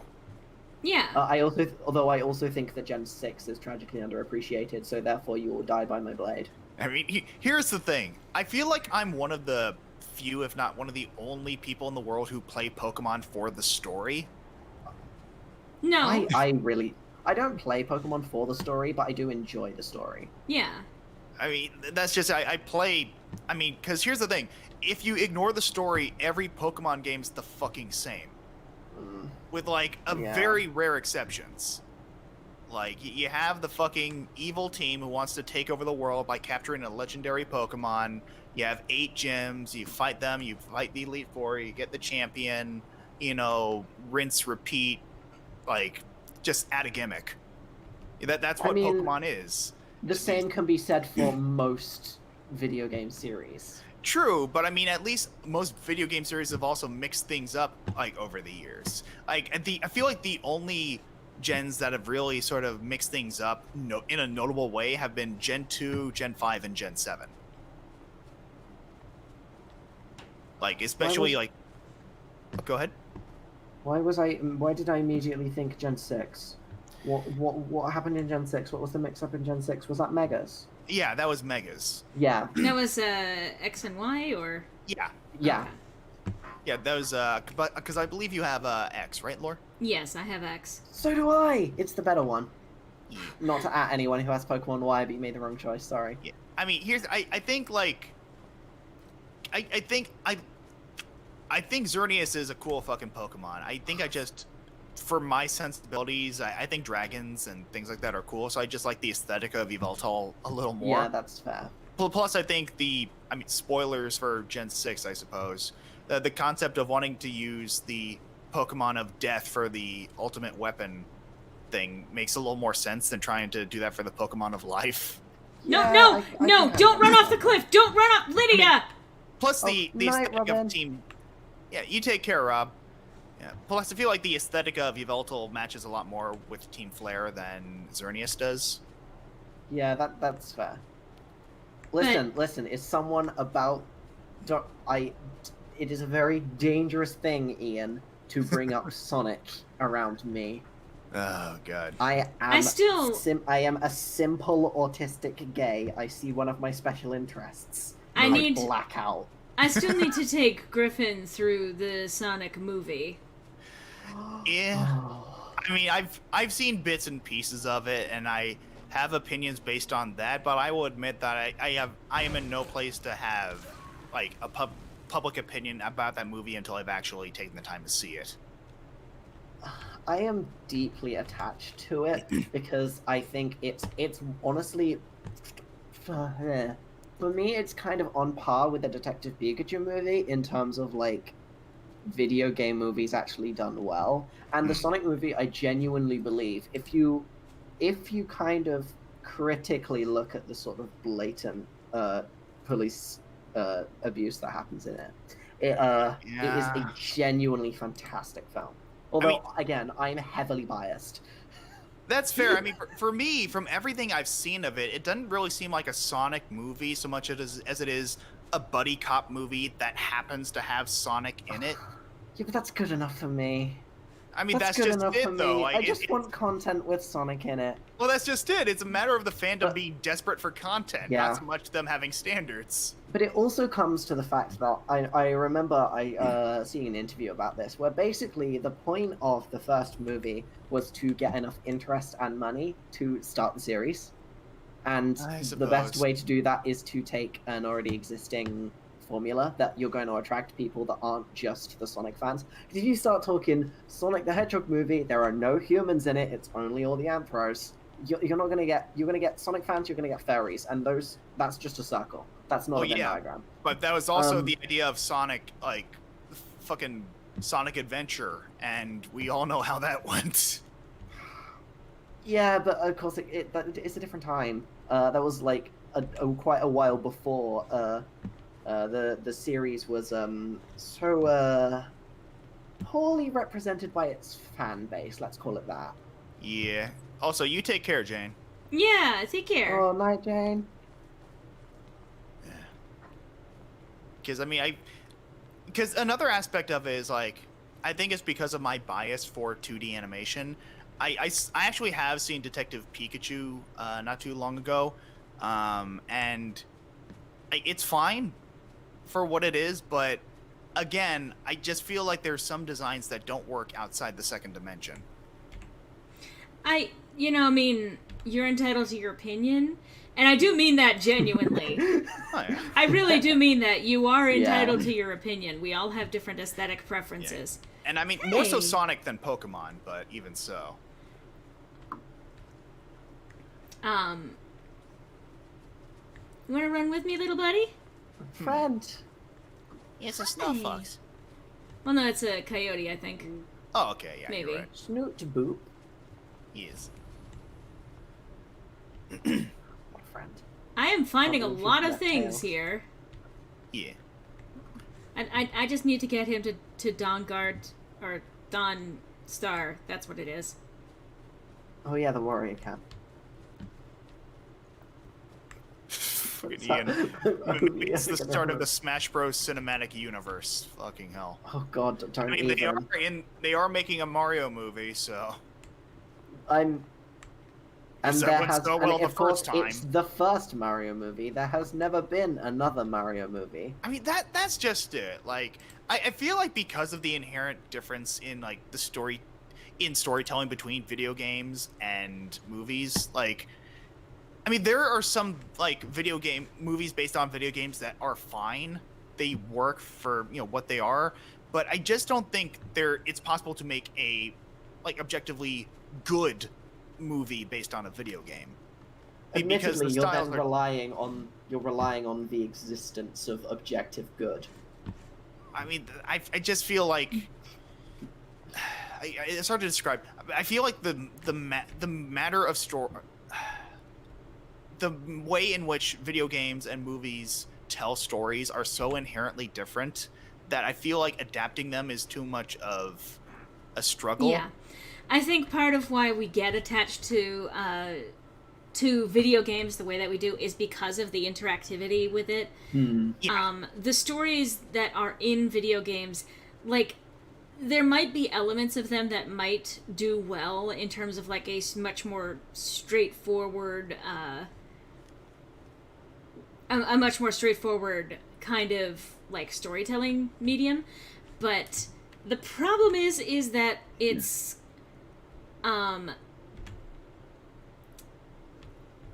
the whole point of why we engage with them the way that they do is that we have some sort of agency, we have some sort of choice in the actual storytelling direction. When you have a movie that is released in the same sort of vein as like as a story, or using that story to tell a movie, there's always going to be there are such individual experiences with that story that you're inevitably going to disappoint someone. Yeah, like that's why, like, for example, I love Undertale to death, and I love seeing all the fan content out there. I never want there to be an Undertale movie, because I feel like Undertale only works as a video game, like not only from a narrative perspective, but also just from a mechanical perspective. Remember when they were talking about a Minecraft movie? I don't. Oh, they sure were. Oh, This was a God. thing a couple years ago. Either it's not happening or it's stuck in development hell. But, I remember a while back they were talking about making a Halo movie, and that eventually became District 9. Anyway, Anyways, video game movies, like, I think of like Resident Evil, for example. It's a good story, and it could be told cinematically.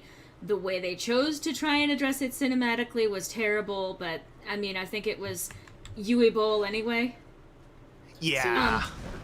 The only cinematic addition to the Resident Evil universe that matters is the examination of Club Penguin user floppy feet, Blonde. and I will fight anyone on that. Lond. Sweetie baby Lond. Sorry. It's alright. I mean, I will say, like, having said that, like, even if, like, adapting video games, like, default video games, like, verbatim into movies, I am against. I will say there are some projects based on video games turned into episodic things that I have enjoyed, Oh, like, for example, to finish- Castlevania. To finish my point, I'm sorry, because I got distracted between game and everything else. Alright. I do apologize, but because the individual experience with a game is always going to be different. The things that we love about a game are going to be different things.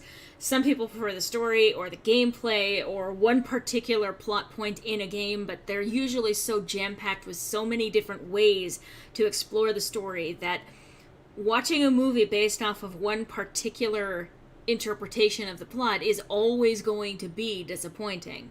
Yes. You are very rarely going to have an adaptation that actually is the experience of the people who enjoyed the story of the original game.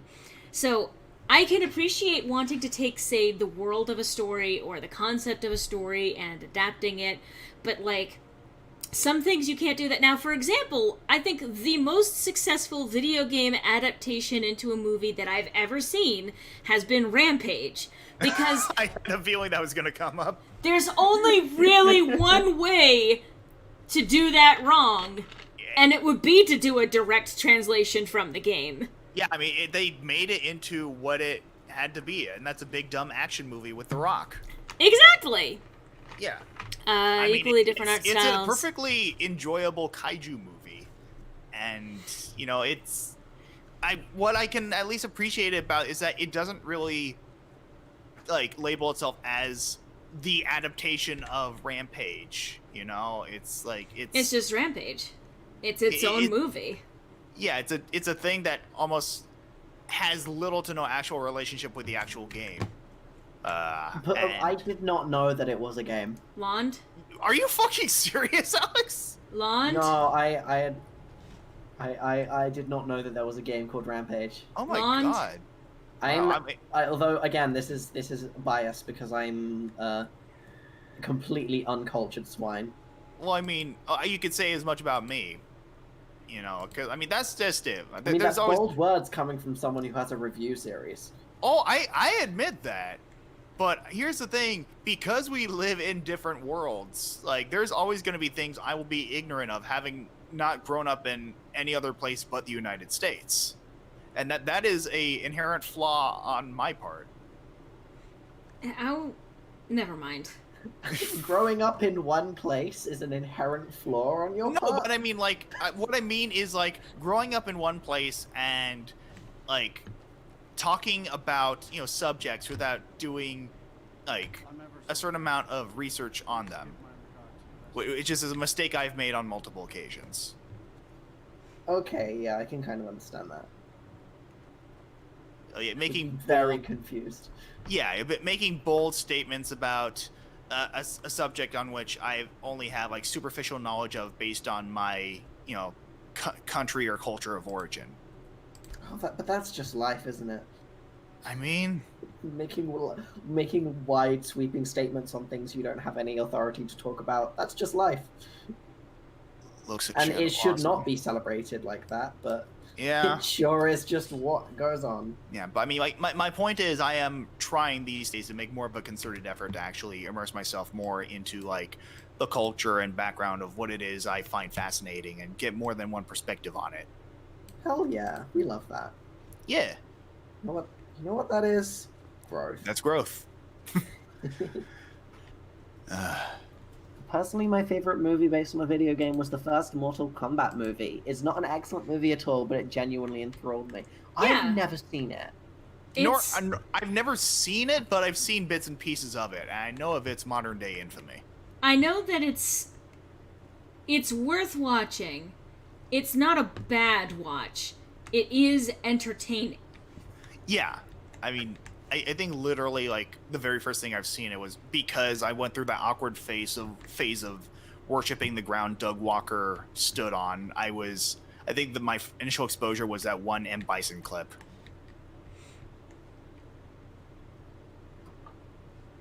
Oh, crikey.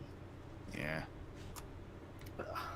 Yeah, but so yeah, no, it's just kind of back to what I was saying before. It's hard to like Law was saying, it's a video game. It's if you're producing something, give up, Alex. Just give up. No, I totally get what you're saying though, and I completely Yeah. agree.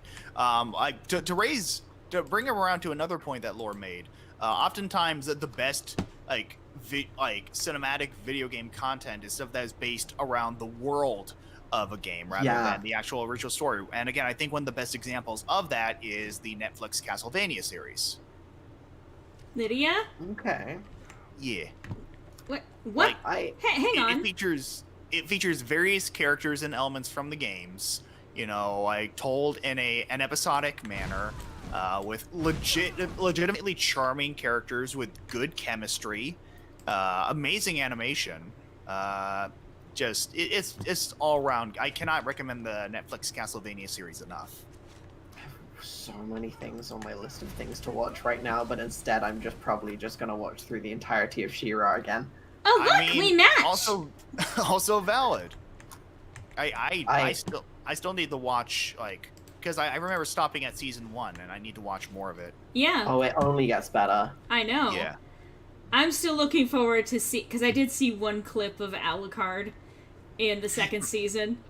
You mean the third season? Third season, yeah. Yeah. Yeah, I'm looking forward to when you and I eventually sit down to watch season 3. I need to watch Castlevania. That's Yeah. Please do. that needs to I go mean, on my list. I will warn you ahead of time. There are some graphic scenes. Oh yeah, it gets super... What was that? Graphic like gory or graphic like adult? Wait, Gory. Oh, did... I think I can live. Oh! I should be all right. Yeah. Oh, thank you! I'm no longer baby. Thank you, Shakarian. I still get to Hey. watch season 3, but even though I've never played a Castlevania game. The one that I played was Symphony of the Night. And it's a good one, and Alucard is my love forever, so I was very glad to see him, because obviously he comes from, I think it's the second or third, I think it would have been, well, whichever one it is that it is Trevor and Sypha and Alucard, and there's actually a fourth member of that party that doesn't show up in the anime so far, cartoon, whatever. Oh. I think Alucard may have showed up in the I forget what it was. I think it may have been Symphony of that started with the infamous "Die, monster! You don't belong in this world." Yeah, that was Symphony of the Night. Yeah. So yeah, that's Symphony of the Night. But die, monster! You don't belong in this world. That's Richter Belmont speaking with Dracula, and again, on the basis of it was actually, there was a PC game that was released, and that ending combat scene was literally the end of that game, and then it cuts out on that and goes back to the present of the game, Symphony of the Night, where Alucard has heard that it has been revived, and we meet a character that was introduced in that game with Richter Belmont and Maria being a child at the time, and a few years have passed, and Richter had apparently become possessed at that time by Dracula.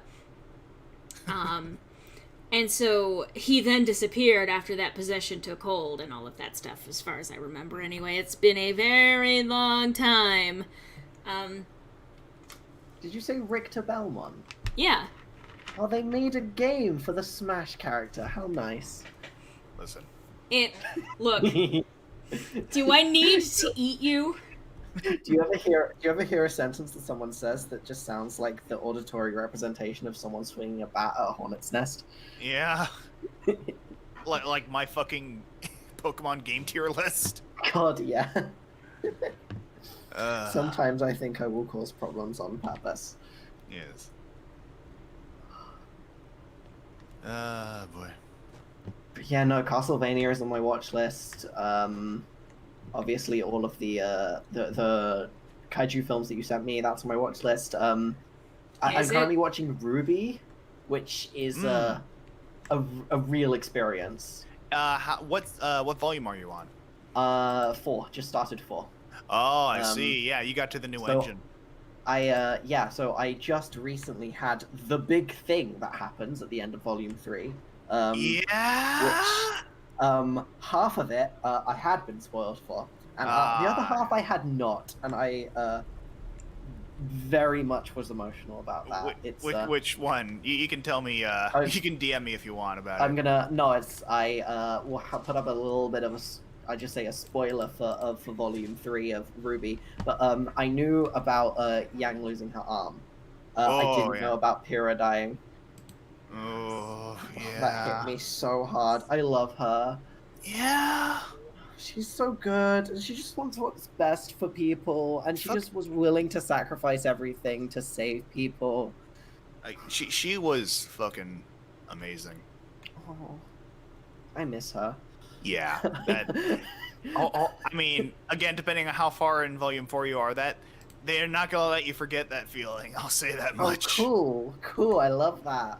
I'm only like a couple episodes in.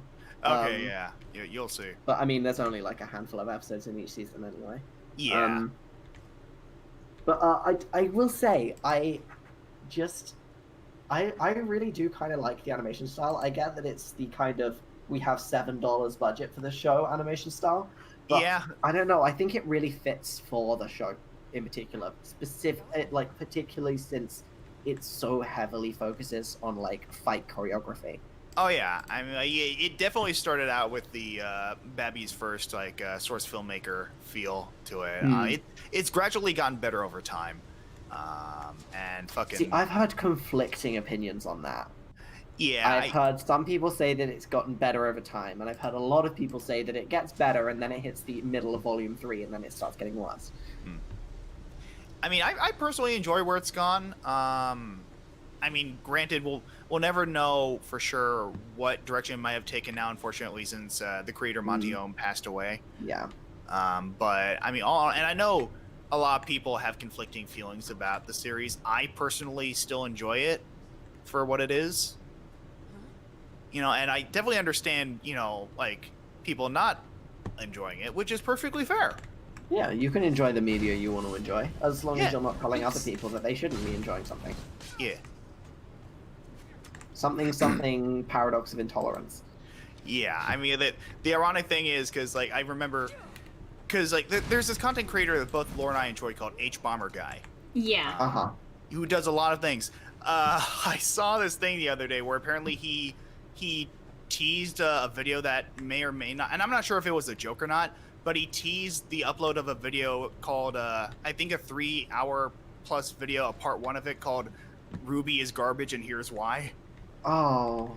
Yeah, I mean, that's... Yeah, well, I mean, I am vaguely familiar with the existence of H-Bomber Guy, only because I occasionally get recommended their videos, and I only notice them because I'm pretty sure that the YouTube channel is marked has been marked with the eyes, because I have the Shinigami Eyes browser extension. I'm not sure I'm familiar. It is an extension for Firefox and for Chrome that can tag trans-friendly and anti-trans content. Yeah, okay. Yeah, H-Bomber Guy, dude. I mean, among other things, has been vehemently opposed to transphobia, like, even to the point of making remarks on, I guess someone out England way, the United Kingdom way, who was actively, like, I think he specifically even streamed specifically to raise money for, like, Wasn't that what the Banjo-Kazooie stream was for? I think so. I think it was... was for mermaids. Like, yeah, it was, like, for, the mermaids thing that they were doing. Yeah. And not only streamed, but also had Alexandria Ocasio-Cortez on, I think, briefly. It was it Banjo-Kazooie or was it Donkey Kong something? Oh, you're right, it was something. Donkey Kong, my bad. Yeah. Is this the person who made Donkey Kong Sense Trans Rights into a meme? I think so, Yeah. yes. Yeah. So yeah, no, H-Bomber Guy is definitely an ally, and I highly recommend... yeah. When his videos come up on my recommended, I see that his name lights up green for me. I'm like, oh, we stand. Oh yeah, I just said we stan unironically. I hate myself. I mean, I definitely recommend H Bomber Guy stuff. I mean, Same. here's the thing. I'm always a little disappointed whenever I see someone making a multi-hour such and such show is garbage and here's why thing. Because like it's one thing to give critique on a show, but it's another to say out like this thing you enjoy is objectively garbage. Yeah. But I think there is no objective. I mean, like for the most part, I don't think there are any objectively bad shows unless like the show goes out of its way to like attack a particular like group of people or like be a proponent of like abusive horrible shit, like. But like those aside, I don't think there's such a thing as an objectively bad piece of media. That A show has to said, jump through hoops. Yeah. that said, Sherlock is in fact garbage, and he goes Oh, into no, great detail as to why. Sherlock, as in, if this is the Sherlock that I believe we're talking about, BBC. it's objectively garbage. Specifically, the one thing that comes to mind for the massive like perpetration of ableism. Yep. But like, unfortunately, that kind of ableism is rampant in TV media. The Big Bang Theory. Oops. Yeah. Not to be like autistic on Maine, but I'm gonna be autistic on Maine. I mean, also mood.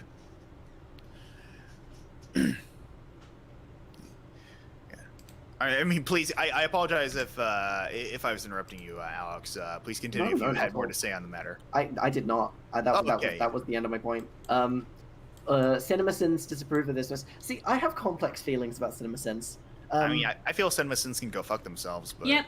But equally, like, when they're a great way for me to like quote watch a film when I haven't seen it. No, they're not. To get like all the important informations. They But don't. like though. I don't tend to use that anymore. For that, I've shifted to using CinemaWins instead. I would rather that, because the thing is that the CinemaSins, like, I can even fucking pull up the why CinemaSins is bad. Yeah. But basically, they try to sell themselves as a sort of parody, but they're not a parody. It is straight up the opinions of these people. Like, if you watch their own videos that they make, their own vlogs on their opinions of movies, those exact same opinions will show up in the quote-unquote reviews. They don't summarize the movies well. They get a lot of things factually inaccurate. They misrepresent the movies that they're portraying. They do a lot. That is. Oh, what's this? A trope exists? That's a sin. I just, again, not to be a Snapcube simp on Maine, but I mean, again, Tony Parker did a parody video of CinemaSins impersonating the guy who does the announcement. Did she? Critiquing Wile E. Coyote and Roadrunner. Oh God, I think I remember that now. Yeah. It was so funny. It was so good, and that was like part of just because that was briefly after I was starting to realize, hey, no, this kind of isn't okay. Because I will sort of be open and say I was not very. I didn't really realize what the whole issue with their sort of style of media was for a while. But it was just recently after that I had started to discover Snapcube and the voice acting stuff, and it was just perfect. Well, I mean, that's just it. Like, I feel like for a lot of people, they can go the longest time like watching a particular content creator without knowing like specifically what might be inherently like harmful about something they're doing, or maybe not so cool about it. Oh, absolutely. Yeah, but then I used to be a vehement fan of a certain #1 subscribed for a long time. Yeah, I mean, same, honest. But that's just, I feel like so long as people are willing to have an open mind and look into other things, like do a little research and hear other perspectives on it, I think it's perfectly fine for people to like, and I heavily encourage people to like, admit like, okay, I did enjoy this thing at one point, but I have also since learned more about this, and I am because I am more aware of it, I am moving away. Like a very good example of that, I will say, which is very much thanks to Lore, was I used to be a very big fan of Foamy the Squirrel. Jonathan Ian Mather's Neurotical Yours Yeah. stuff, and it was thanks to Laura pointing some stuff out to me that I realized, okay, no, actually this shit isn't cool. This And is okay. Yeah, and I the more I kind of look back on old stuff, the more I realize, wow, yeah, this is actually kind of fucked. So I've since weaned myself from that particular series and that particular content creator. When you experience a lot, it can get acclimatizing is the word I was looking for. Yeah. You stop noticing it, you stop paying attention to it. Exactly, and that's why it is important to have a second or third pair of eyes on a lot of issues, especially when it concerns matters that don't personally affect you. Yeah, absolutely. Yeah, exactly. Because I mean that's just it. I unfortunately I will readily admit this, was one of those people who for the longest time did not see the issue with the character Apu from The Simpsons. Yeah. I will admit to that. I'm not proud of it, and I am glad I know better now. But yeah, no, it is important to acknowledge these kind of things. You can't sort of be like, oh no, I always knew, blah, because it kind of it shuns people away from actually realizing that people can change their minds on things. Yeah, and that's just it. Not only should people, feel free to actually do research and change their mind on things and be able to fully admit to having changed their minds, but I also feel pardon me, I feel like a lot of the formatting with stuff that they've since maybe moved past from can also be used as a force of good. And I'm even gonna, I mean, this isn't even really a spoiler, but I'm currently here's the thing. My character is basically a Ransona. Yeah. Let's not kid ourselves here. Yeah. It is objectively a Ransona. That said, I think even with the modern day infamy of Ransonas, that doesn't mean that good can't be done through the medium of Ransonas. Yeah, I feel like, it all depends on what message you have and, what sort of information you are providing the audience. Yeah. I mean, when you have a media that is inherently viewed as flawed, you have two options, which is to change your media or to change the opinion. Yeah, exactly. I mean, I also understand that sort of borders on the guns don't kill people argument. Yeah. But listen, as from someone in a country that has gun control, proportionally experiences a lot less gun violence. Yeah, it's one of those guns don't kill people, people kill people, but here's the thing, guns make that a hell of a lot easier. Yeah. Guns don't kill people, people kill people with guns. Exactly. And I know that's sort of bordering on what I was saying with the Ransonas thing, but I do feel like because Ransonas, unlike guns, I don't think Ransonas are inherently bad. It just depends on how you use them. Also, I don't believe anyone has... Someone can feel free to correct me on this if I'm wrong, but as far as I'm aware, no one has ever been killed by a Ransona. Not in my immediate knowledge, but it's a big world. Honestly, if the logician broke out of my laptop screen one day and just choked me in my sleep to death, I'd just take it. I feel like I think deserve about what it you at that just point. said, Alex. I stand by what I said. Do you? Do you really? I don't want to retract that. I stand by. Oh my dear. God. No, I feel like he's earned my death at that point. I feel like he's earned his own death at this point. You didn't need to at yourself so hard. Damn! No, sorry, I just fucking stabbed a bitch in the neck. Oh Jesus, I just saw that. God damn. Oh, whoa! Fucking Queen of England pulling the sword from the stump. Your Ransonas shall be held accountable before a court of law. No, this is funny. This is funny for reasons that you don't understand, because that person, the person who said that aria is one of my friends from university who is currently studying law. Nice. So, he will personally take you to law. I don't doubt it. Also, hi Aria, I'm actually acknowledging you in a stream. Yeah. Yes. Hello, Arya. Someone should be held accountable for a court of law, yeah. Are you sure about that? Be prepared. Are you sure about that? Don't do that. No, don't. My poor ears. Cena intensifies. I have headphones on and they're very Yeah. close to my So do I. ears. What's your point? Okay, but when you do that, it is Yeah. really loud and startling, among other things. I apologize. What, you egg? Exits. Cool, pursued by it's bear. penis. Cool. Oh my god. What? Okay, the I'm sorry, commentary. did you just say cool? It's penis? Yeah. Go Yes. ahead and explain, Lore.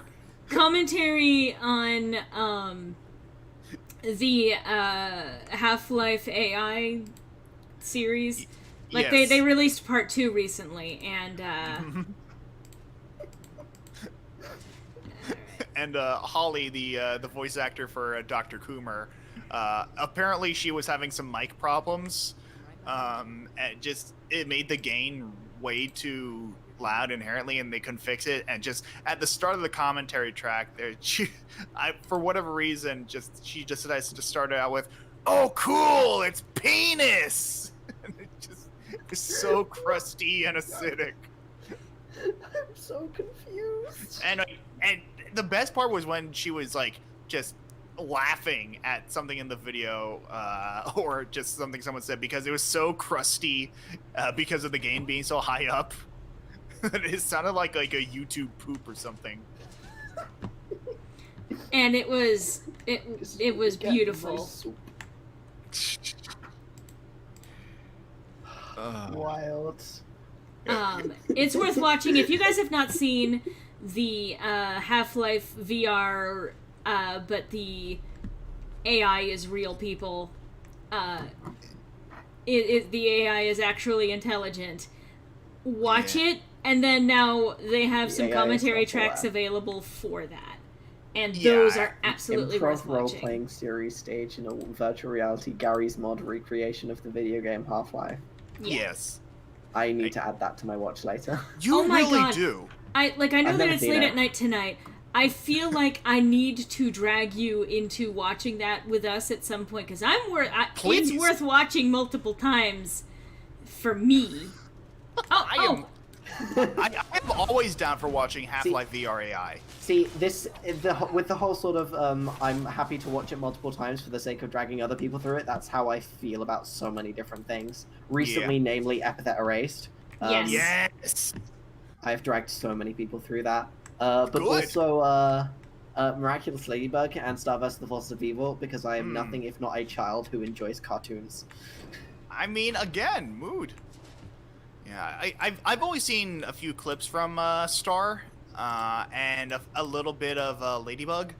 Mhm. I could definitely see the appeal from them. Ladybug, they each have like a different sort of appealing quality to them.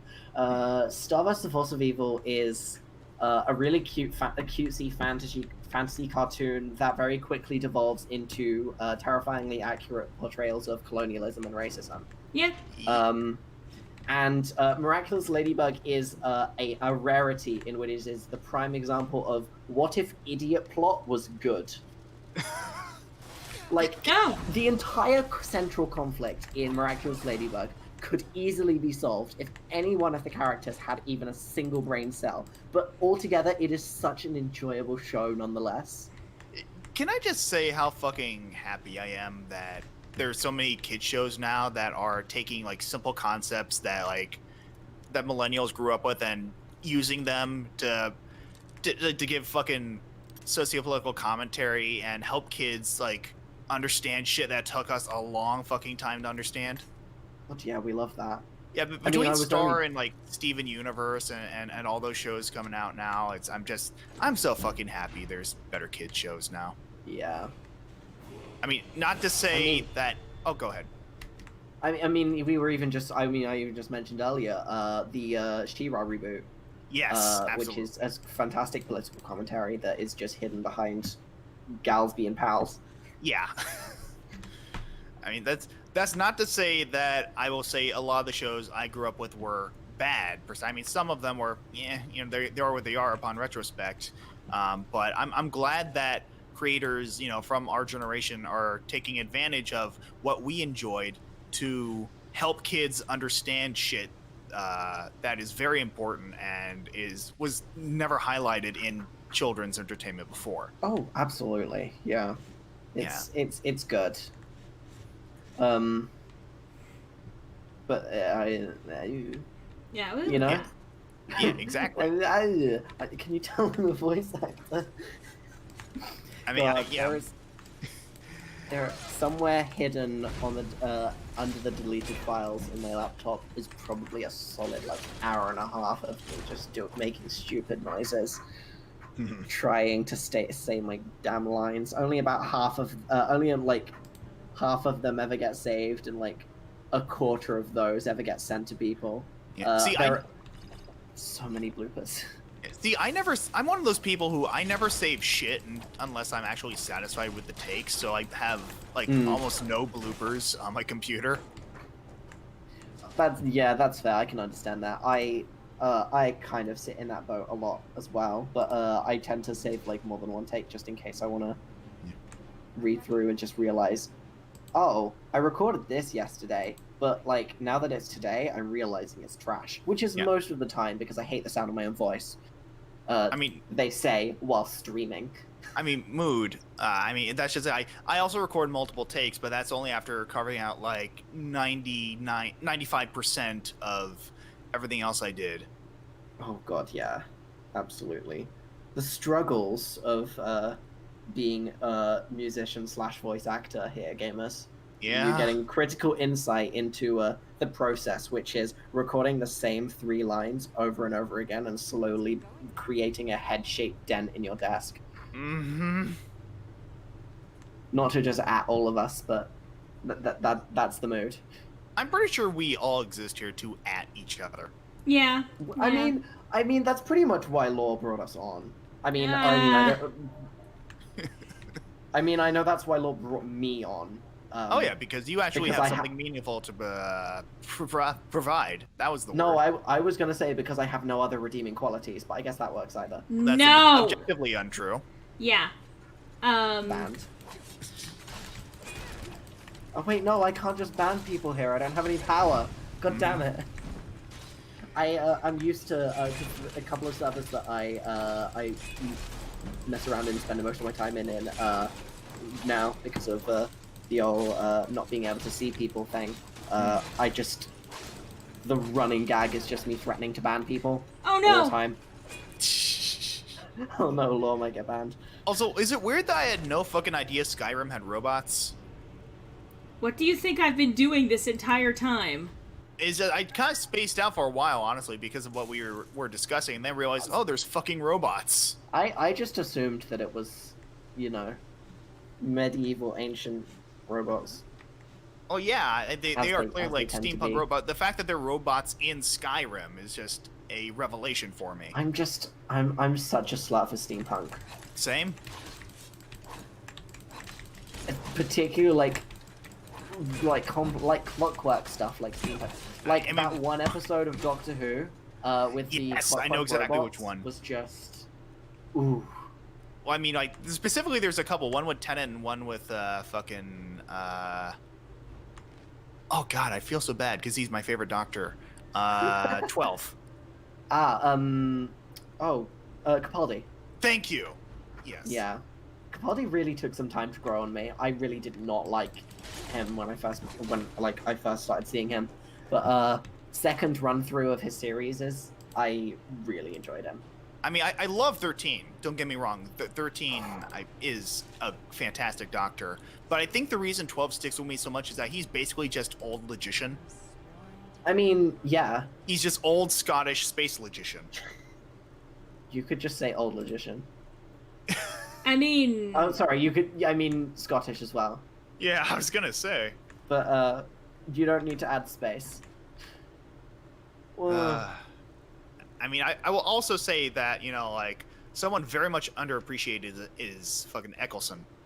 Oh, Eccleston is tragically underappreciated. Yeah, and I can understand why he left the show. I get all that, but I do think he was... Because he was my first... I guess technically the first Doctor I was aware of was 4.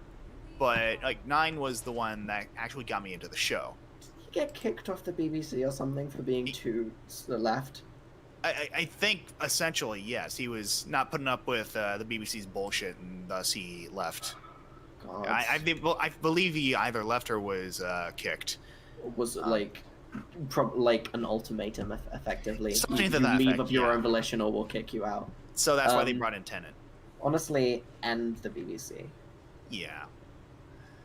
I mean, I say this on the internet. I'm just waiting for the government to bust down my door.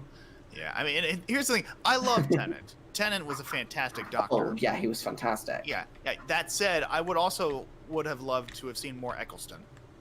I honestly have not seen a bad Doctor. Like Agreed. I haven't engaged with much of Old Who, but I've seen effectively every episode of New Who, and none of the 5 Doctors. 5? Yeah. See, no. 9, 10, 11, Yeah. 12, but yeah, 5. I mean, none of also, the, if you're counting Jonathan Hurt. okay, this is actually the movie. Yeah. I saw the movie as part of like a watchathon with a bunch of Doctor Who fans. The whole time, just this group of like 15 sort of 20-year-old kids ruthlessly mocking the whole film. It was fantastic. What? I thought it was good. It's enjoyable. It's really enjoyable. Yeah. But I mean, it's all in good a fun. disaster. You know, it's an anniversary thing for Who. So yeah, it's just, I don't know. It has the anime movie effect. You know what? That's in the fair. terms of bringing up characters and concepts and ideas and quote unquote plot devices that just cease existing as soon as the movie ends. Yeah, that's fair. I mean, there's some stuff they bring back in later seasons, but for the most part, you're not wrong. Yeah. But I thought Hurt was the canon explanation for the whole thing about the Doctor being half human was that both, like, I'm not even making this up, the Doctor and the Master were both just high as balls for the entirety of that movie. Like, that's the in-canon explanation. God, I mean, No, thank you. I love how Alice is like, are you okay? Just empathizing so much with Lore's panic. Listen, I am a little creature. I only have empathy, no brain cells. I mean, I would argue they have both. No. I contain multitudes, and yet none of these multitudes are brain cells. But I mean, that fucking half-human Doctor thing, that pretty much, I think, originated from that throwaway line from the movie with 8. Yeah, no, that was the only indication that ever happened. Yeah. The Doctor being half human was that one line in 8 that just came out of complete nowhere and then disappeared. And because basically you're not the wrong, writers, he was fucking high off his ass for most of that movie. yeah. Also, the Master is a goose snake for no adequately explored reason. Yeah, they turned him into a fucking yerk for that movie. Yeah, it's an experience. I have been told, like, I don't drink, but I have been told that it is made infinitely better with alcohol. Yeah, I mean, I'll also say this, and people might fight me on this, but best companions, Donna and Bill. I honestly, you could not make me pick a best companion, but I do really love Donna and I really like Bill. Yeah. I think because they were both really autonomous.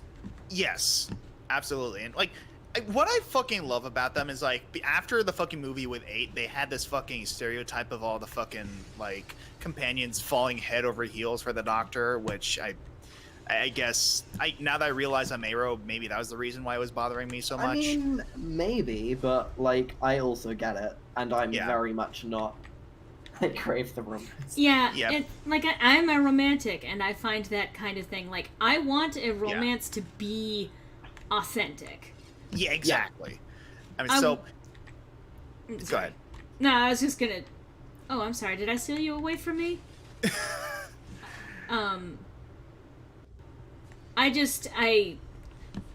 I prefer it to be organic. I prefer there to be chemistry. I prefer there to be a reason why something is happening. Yeah.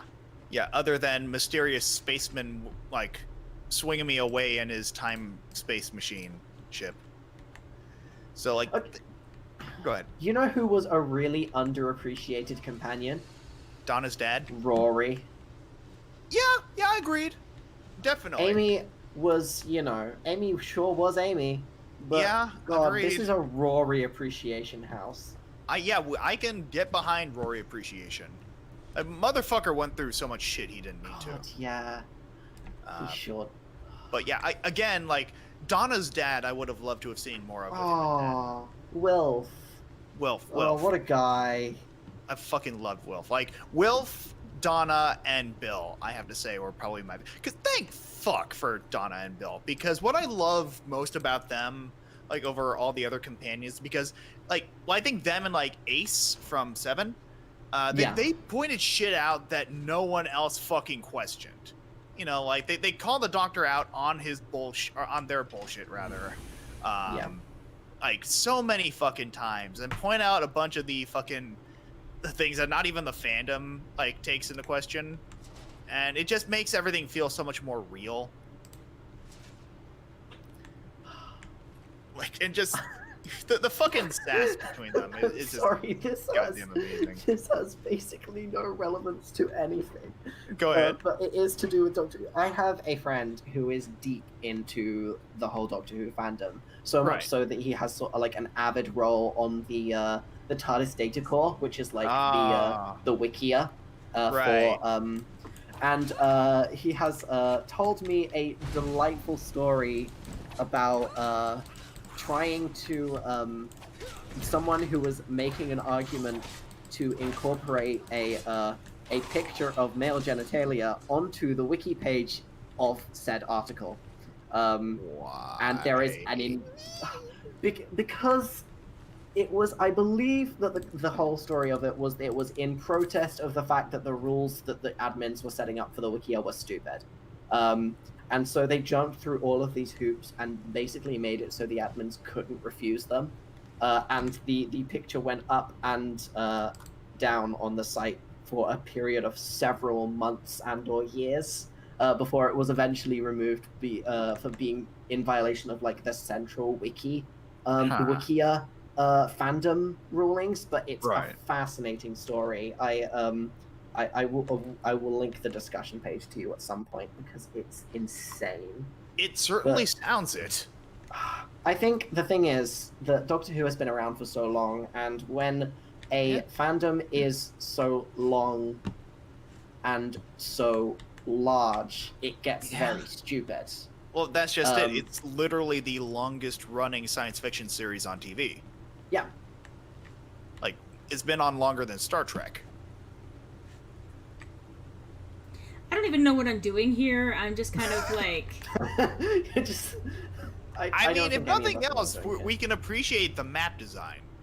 Honestly. Oh, yeah. No, this is really cool visually. Yeah, this is aesthetic. Yeah. Bethesda, they sure do make things that are beautiful to look at. Oh, hello. When they're as not long as you broken. don't interact. As I was going to say, as long as you don't interact with them. Exactly. Nothing quite like ragging on Bethesda. Oh yeah. It's fine. They're a multi-million-dollar company. We're allowed to. Damn. God. I necked Also, that bitch. It's common knowledge that the more money someone has, the more socially acceptable it is to just take the piss. Yeah. Okay. I have Also- no problem taking the piss out of Bethesda at this point. Oh yeah, abso-fucking-lutely. God.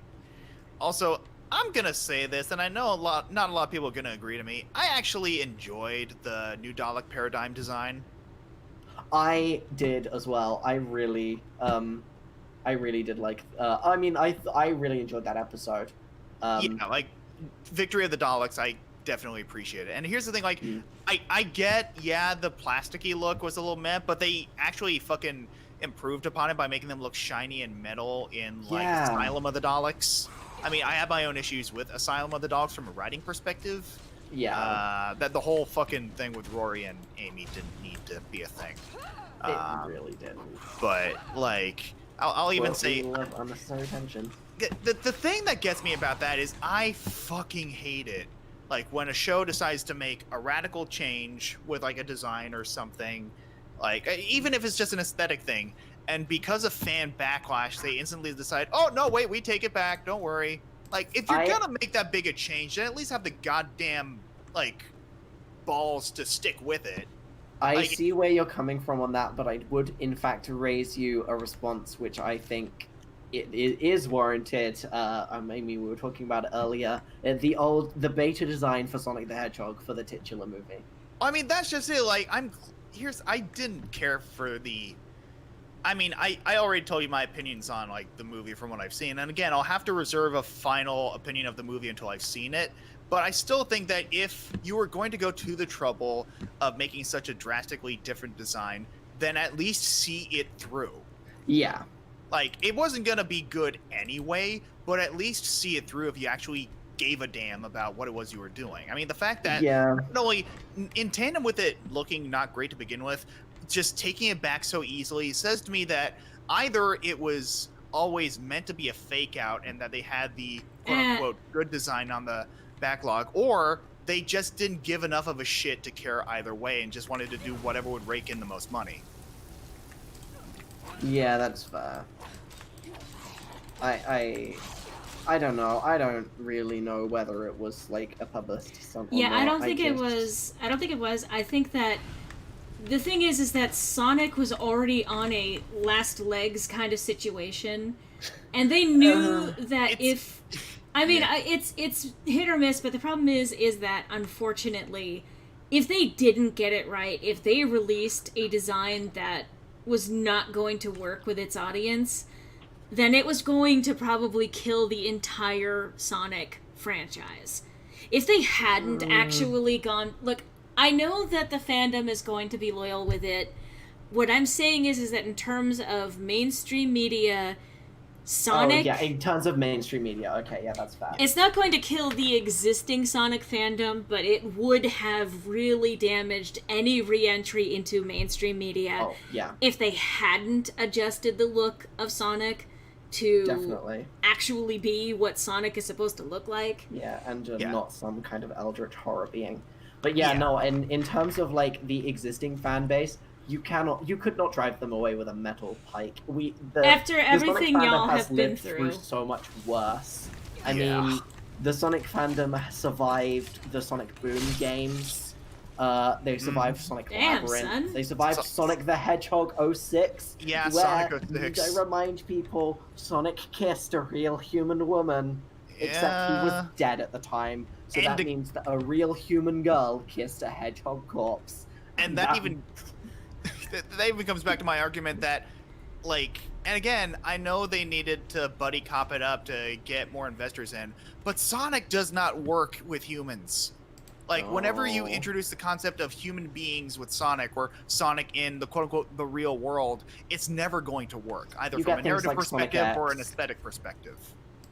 Yeah, you get things like the bane of my existence, our lovely friend Chris Thorndike, who, if I saw him in real life, I would choke him to death instantly. Just keep that shit in Mobius, where the aesthetic is consistent. Yeah, absolutely like, right. And you need to know how happy it makes me that you just said Mobius. Oh yeah. I mean, again, I'm not what you would call a Sonic fan, but I at least invested enough research in it to know what the fuck world the story takes place on, and like at least from the. I'm not sure if I don't think they call it Mobius in the current comics, but at least in the Archie comics they called it Mobius. It's variant. Yeah. They changed that up. I think for legal reasons they can't. Yeah. Last week I actually gave a half an hour talk with PowerPoint presentation on power scaling and like the relativistic power levels of the Sonic the Hedgehog universe, and I ended it with basically, or why am I doing this thing where I ranted about the state of the Sonic fandom and its associated good parts. in terms of like, because it is like it's got all of the shits. It's, as with any large fandom, it has its shits, and unfortunately those tend to be the loudest. But if you actually look a little bit quieter, there is a massive, particularly queer and neurodivergent portion of the of the community, especially with how ADHD / autistic coded a lot of the characters are. It's I just want people to love Sonic. I don't know. I'm just very gay and very autistic.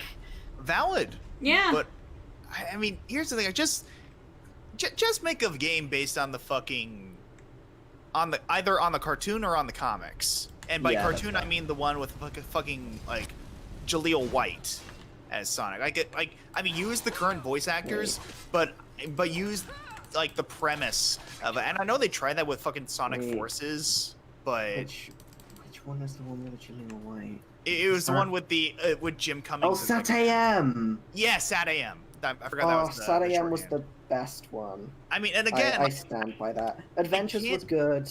Underground was a nightmare.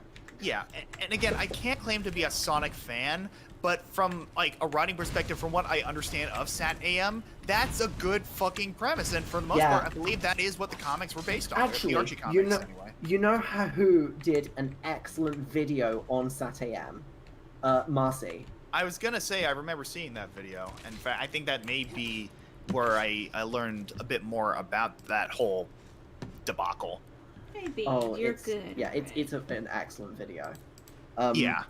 There are Sonic comics? Yeah, there are. There are actually several fuck ton. iterations of the Sonic comics. The main two are, there's a Sonic Archie comics, and there's also Sonic the Comic, which is made by Fleetway. And those are sort of the biggest two.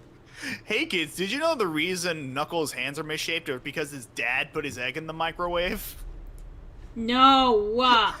That was the canon explanation in one of the comic adaptations. Yes, but that if we're talking about like the canon in the comics, we also have to talk about Ogilive Maurice Hedgehog. So let's not do that. Fucking Ogilvy. Ogilvy, that's the one. I always get the name wrong. Yeah, and for good reason, because I hate it. Yeah, Luke is forever like scarred by anything using the name Ogilvy. Are there many things that use the name Ogilvy? There's at least one in our D&D campaign. Oh no! And admittedly, that was my idea, but that was before I remembered that Sonic Ogilvy was a thing. Yeah. What wasn't his name? Maurice Ogilvy the Hedgehog or something like that? Not even the. It's his in, I believe, pre-Genesis Archie comics. Sonic the Hedgehog's legal birth name is Maurice Ogilvy Hedgehog. Yeah. I mean, because that's the thing. I feel like Tails is like the only character with an actual last name. Or well, Tails and Amy, I guess. Amy. Yeah. And I wonder if like Amy Rose sounds more like those like Mary Ann sort of like double first name things. Yeah, I get behind that. Yeah. They actually all have last names. It's just their species. Oh well, yeah. Well, Smalley Acorn, you know. Hedgehog, Sonic the. Yeah. Oops. What people are seeming very confused in the chat. Are you confused about Maurice Ogilvy Hedgehog? So are the rest of us. Yeah. And again, I can't speak as. Well, this is the millionth time I'm not a Sonic fan, but there's a lot of confusing shit in what research I have done on the subject. It's a wild story. And I guess overall my opinion on all things Sonic is that Sonic the Hedgehog has great ideas, piss poor execution, and I think that's why the fandom is so desperate for like mainstream, for more content, especially mainstream, if they can get more like support behind it. I mean, there are some genuine examples of some really good execution. I think it's one of the things that got forgotten because the Sonic Boom games were in the dumpster fire would be a compliment to them. But the Sonic Boom TV series is a genuine gem. Yeah. I mean, like, Yeah, for the most part, I mean, minus Knuckles mansplaining feminism, but God, no, I cannot stand that. It makes me feel physically ill. But I mean- honestly,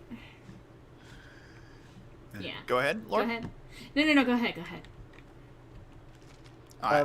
I just really enjoy it. I binged through the rest of the entire thing a couple of weeks ago, just because I could. Yeah. I've enjoyed what I've seen of it. I guess the only thing that gets me is that they de-egged Eggman. Yeah, and they also Like- call him. They actually call him his name. Legal is name as officially Eggman. I mean, Eggman. So it's fucking instead of- Ivo Robotnik. Instead of but see, the thing is, this is the problem, because Eggman was coined as an insult by Sonic. So of course he's like, it's Eggman. It's like, my name is Robotnik. No, it's Eggman. Blah. So in order to get that same effect, but by calling Robotnik Eggman legally instead, Sonic and Co call him Eggface or Yeah, well, I Egghead. mean, And yeah, it just feels so weird. and I think even like the actual real world explanation behind that is that with the original game, like in Japanese he was called Robotnik, and for the American adaptation they called him Eggman because of how round he was.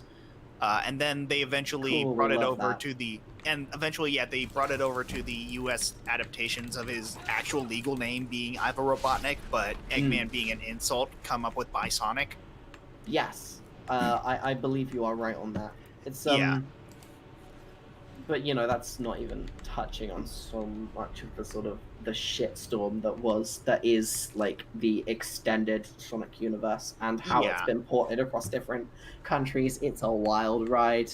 I mean, because here's the thing, like I was raised on fucking Nintendo milk practically my whole life, but I won't. Please rephrase.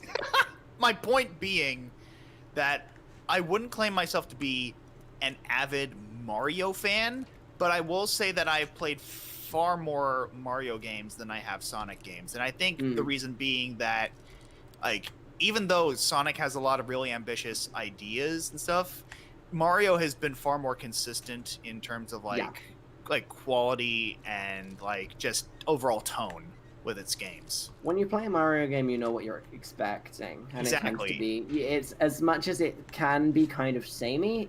It's good samey. Whereas with the Sonic series, you have some standout gems, some very average games, and some dumpster fires. Which, Yeah, it's like a fucking Pandora's box of chocolates, you know? like you have your middle of the road sort of Unleashed. You have your top end Colors, and you have your bottom end 06. There's like, and those games all came out within like 5 years of each other. Yeah. It's you really never know what to expect. Although I do stand by, if you take all of the night stages out of Sonic Unleashed, you have the best Sonic game. Yeah, I mean, But if you take all of the day stages out, you have the worst Sonic game. because I feel like with Sonic 06 as well, that was the point where, like, I mean, the whole introduction of trying to do more serious plots started with fucking adventures. Yeah. But they really went too far. I feel like they started delving way too fucking far into the, like, complicated plot for the purpose of complicated plot, Yeah. rabbit hole with, like, 06 onwards. Absolutely. Although like, I unfortunately can't take 06 any degree of seriously anymore, because whenever I see anything from it, I just start thinking about gamers. Fucking, like, egg nipples. That's all I'm gonna say on that. I'm sorry, what? No. You clearly Um, have not seen wait, it's- Dr. Robotnik's 06 design. Hello there, young princess. I mean, no, actually, no. You've seen the 06 dub, Lore. Yeah. So you saw how fucking creepy the Sonic 06 Eggman design was.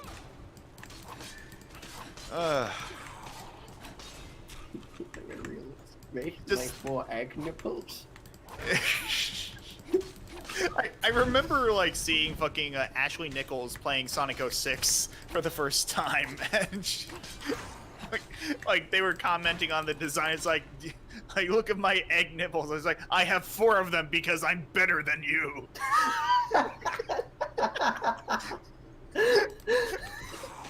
Fucking hell. Having 4 nipples is such a flex, honestly.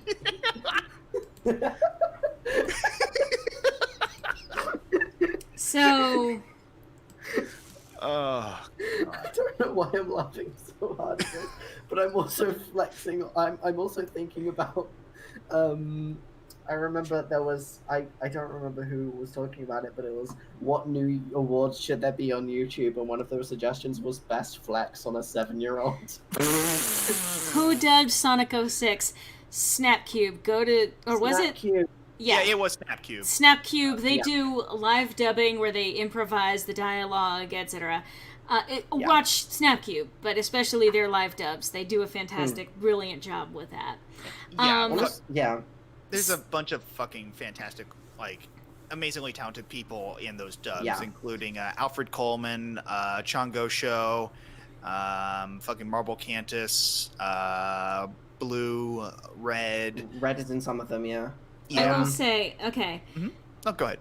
it's a great endorsement. I was trying to lead into time to end the stream. Oh, okay, sorry. Not that I haven't enjoyed your discussion of shit. That's wonderful, and it's actually helped when I'm getting focused on what's actually going on in the game.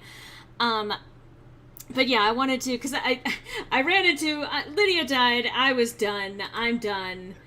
I'm gonna. It's over. Everything's done. I'm shutting the government down. Mystic, no!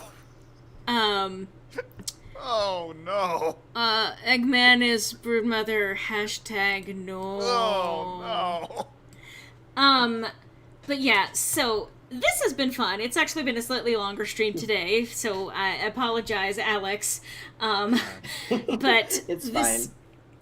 This has been fun. And now you can see that I am slowly getting slightly better at Skyrim, maybe.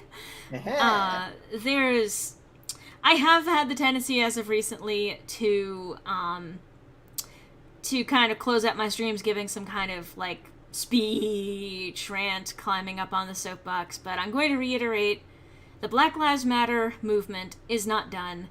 It's not making the media as much as it used to. A lot of the sharing has kind of gone down, but it's still going on. The protests are still happening. We still need to continue to press for all sorts of things going on. Absolutely. So continue to press for that, continue to speak with people, continue to seek out Black voices and amplify them if you are not, in fact, Black yourself.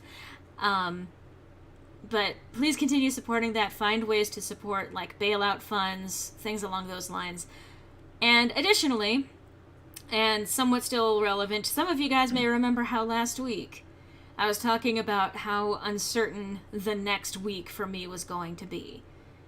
And it was because there was the potential exposure of COVID-19 at my roommate's place of employment.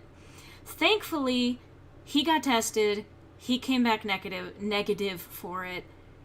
I'm not showing any symptoms, and it's been roughly 2 weeks since what would have been probably my exposure to it. But I'm still going to emphasize, wear your masks. Yes. Wear a mask, wear a handkerchief, wear a scarf, whatever it takes to put some kind of cloth over your air passageways in a way that's not going to suffocate you, obviously. But wear something over your face, because even if you, protect yourself, absolutely, but also to protect the people around you, because you don't know if you're asymptomatic until you get it, you actually show symptoms of it, and by then you've already been shedding particles of that virus. But so yeah, I'm relieved that I'm not showing any symptoms. Again, this is one of those things. I was very emotional last stream because I was scared, because while some people may be able to get through it and come out the other side and survive and maybe have some kind of lingering effects from it, I do know that it would be particularly lethal for me. So I'm scared because it means that even as everyone else is like, oh, well, I guess we're done being in, self-isolation, I now cannot leave my house without being terrified of contracting it. I'm glad I masked for 16 hours this past Tuesday to help run an election. A 45-minute run to the grocery store is nothing. Yeah, exactly. It's not that much, and what you're doing is you're helping to minimize the risk of spreading this further. There are going to be assholes out there that are continuing to insist that it's more deadly to wear the mask or whatever bullshit they're on. Wear a mask to protect yourself and wear a mask to protect everyone around you. Because as long as everyone is wearing a mask, or at least as many of us as we possibly can, the more likely we are to bring up, our ability to survive this and to hopefully kind of kill the extent to which this plague is running. America is the only one that is as high. I mean, even the UK is still kind of holding on pretty strong, but the US is right back up to where it was. It's continuing to escalate. Just because they're not covering it anymore doesn't mean that we're not still dying from it. Yeah. And I say this all bluntly because it's scary. Believe me, I know how scary it is. But I'm speaking angrily because I'm just getting past an immediate scare with my mortality in all of this. And people are still dying. And I know that that is a hard thing to hear. I know that that is a scary thing for me to say. I am not trying to fearmonger. I am trying to get people to realize how serious this is. This is not just a cold. This is not just a flu. This is something that is way deadlier than anything we have seen, even historically. And we can go back at things like the Black Plague. We can look at things like the Spanish flu. Because this is also not being contained, we are seeing the same level of lethality. And we need to take it more seriously than the general populace has been. I know that my audience here is not exactly going to be representative of the wider audience out there in the world. I put this out there to you guys who are watching presently, to the people who are watching my channel afterwards, and if this channel is still standing, years and years and years down the line, like we got a new generation of people 30 years from now watching my videos for some fucking reason, you're looking at this little time capsule of history, then just know that it was that bad. It was that bad that people weren't taking this seriously. Yeah, it's a brand new virus. We're still trying to figure out how to fucking vaccinate against it. They are working so hard to try and make this get taken care of. Anyway, take care of yourselves. Take care of the people in your lives. I mean, I don't want this to be like a morbid thing, but if anything, now more than ever, practice loving one another. Practice love as a way of life. And even if empathy, towards the people around you is hard, even in cases where someone is aggravating you or someone is mistreating you, don't let someone mistreat you. But if you can find a way to subvert that with kindness, like don't let them have purchase in letting them know that their cruelty has gotten to you, if you can. I also tremendously fear the second and third wave of this virus. Yeah, I do too. But yeah, now more than ever, it's important for us to treat one another with more kindness than we have for the past couple of decades. I mean, historically throughout time, yes. And I will say, obviously, the last 150 years, obviously, even just within the United States, things have not been fantastic.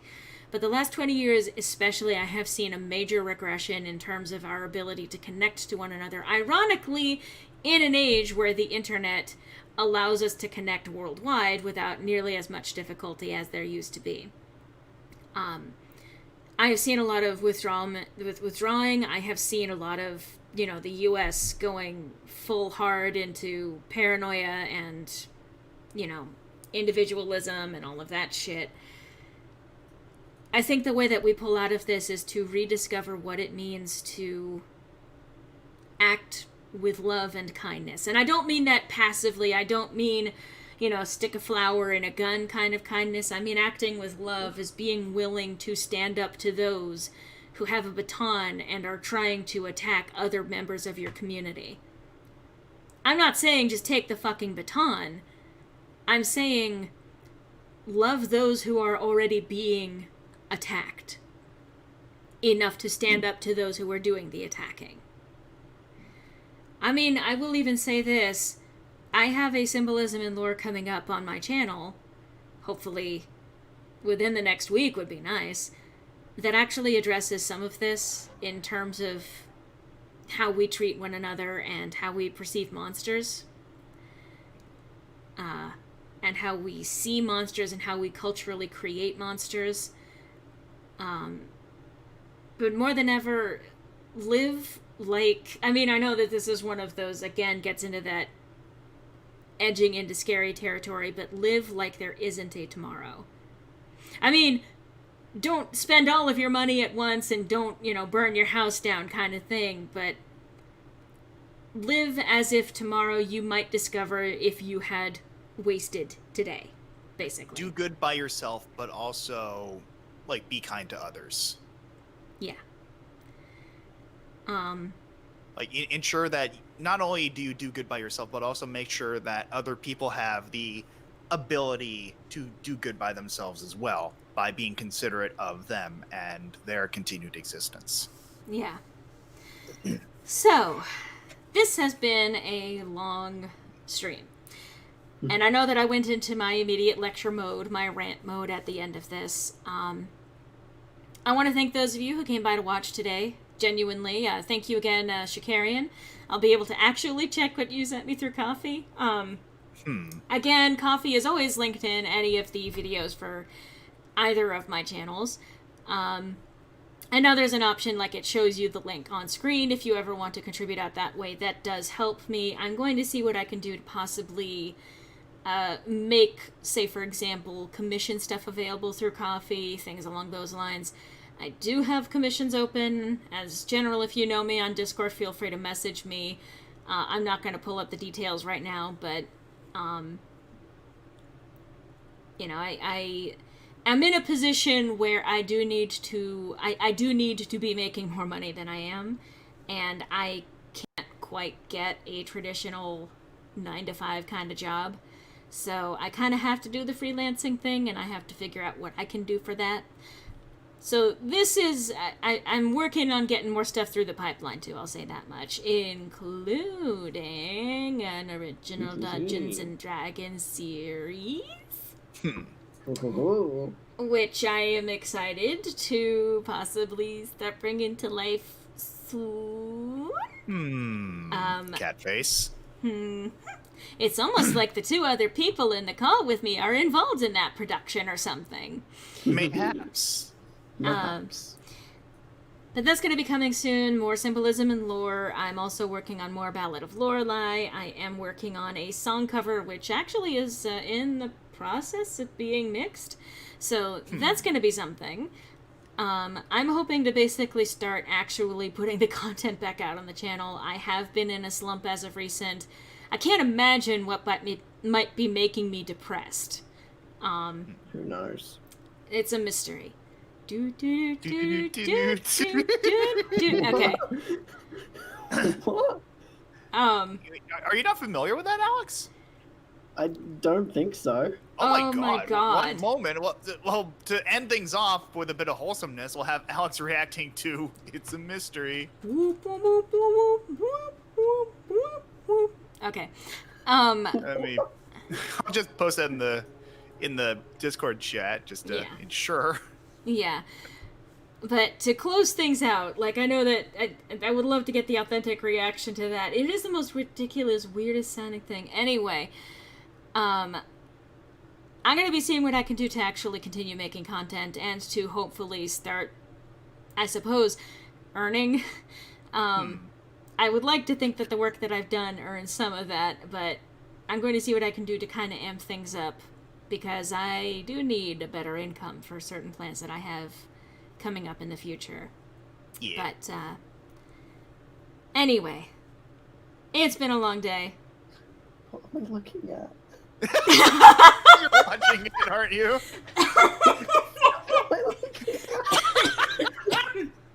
Okay. It's a mystery, Alex. Okay.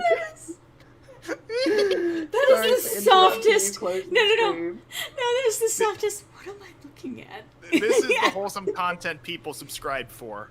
Yes.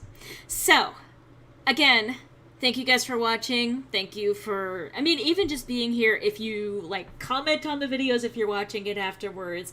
The whole like and subscribe thing, I'm sure that every YouTube channel out there has emphasized it. I know it's a stereotype, but those things do help your favorite channels, so be sure to do it for all of your favorite YouTube channels.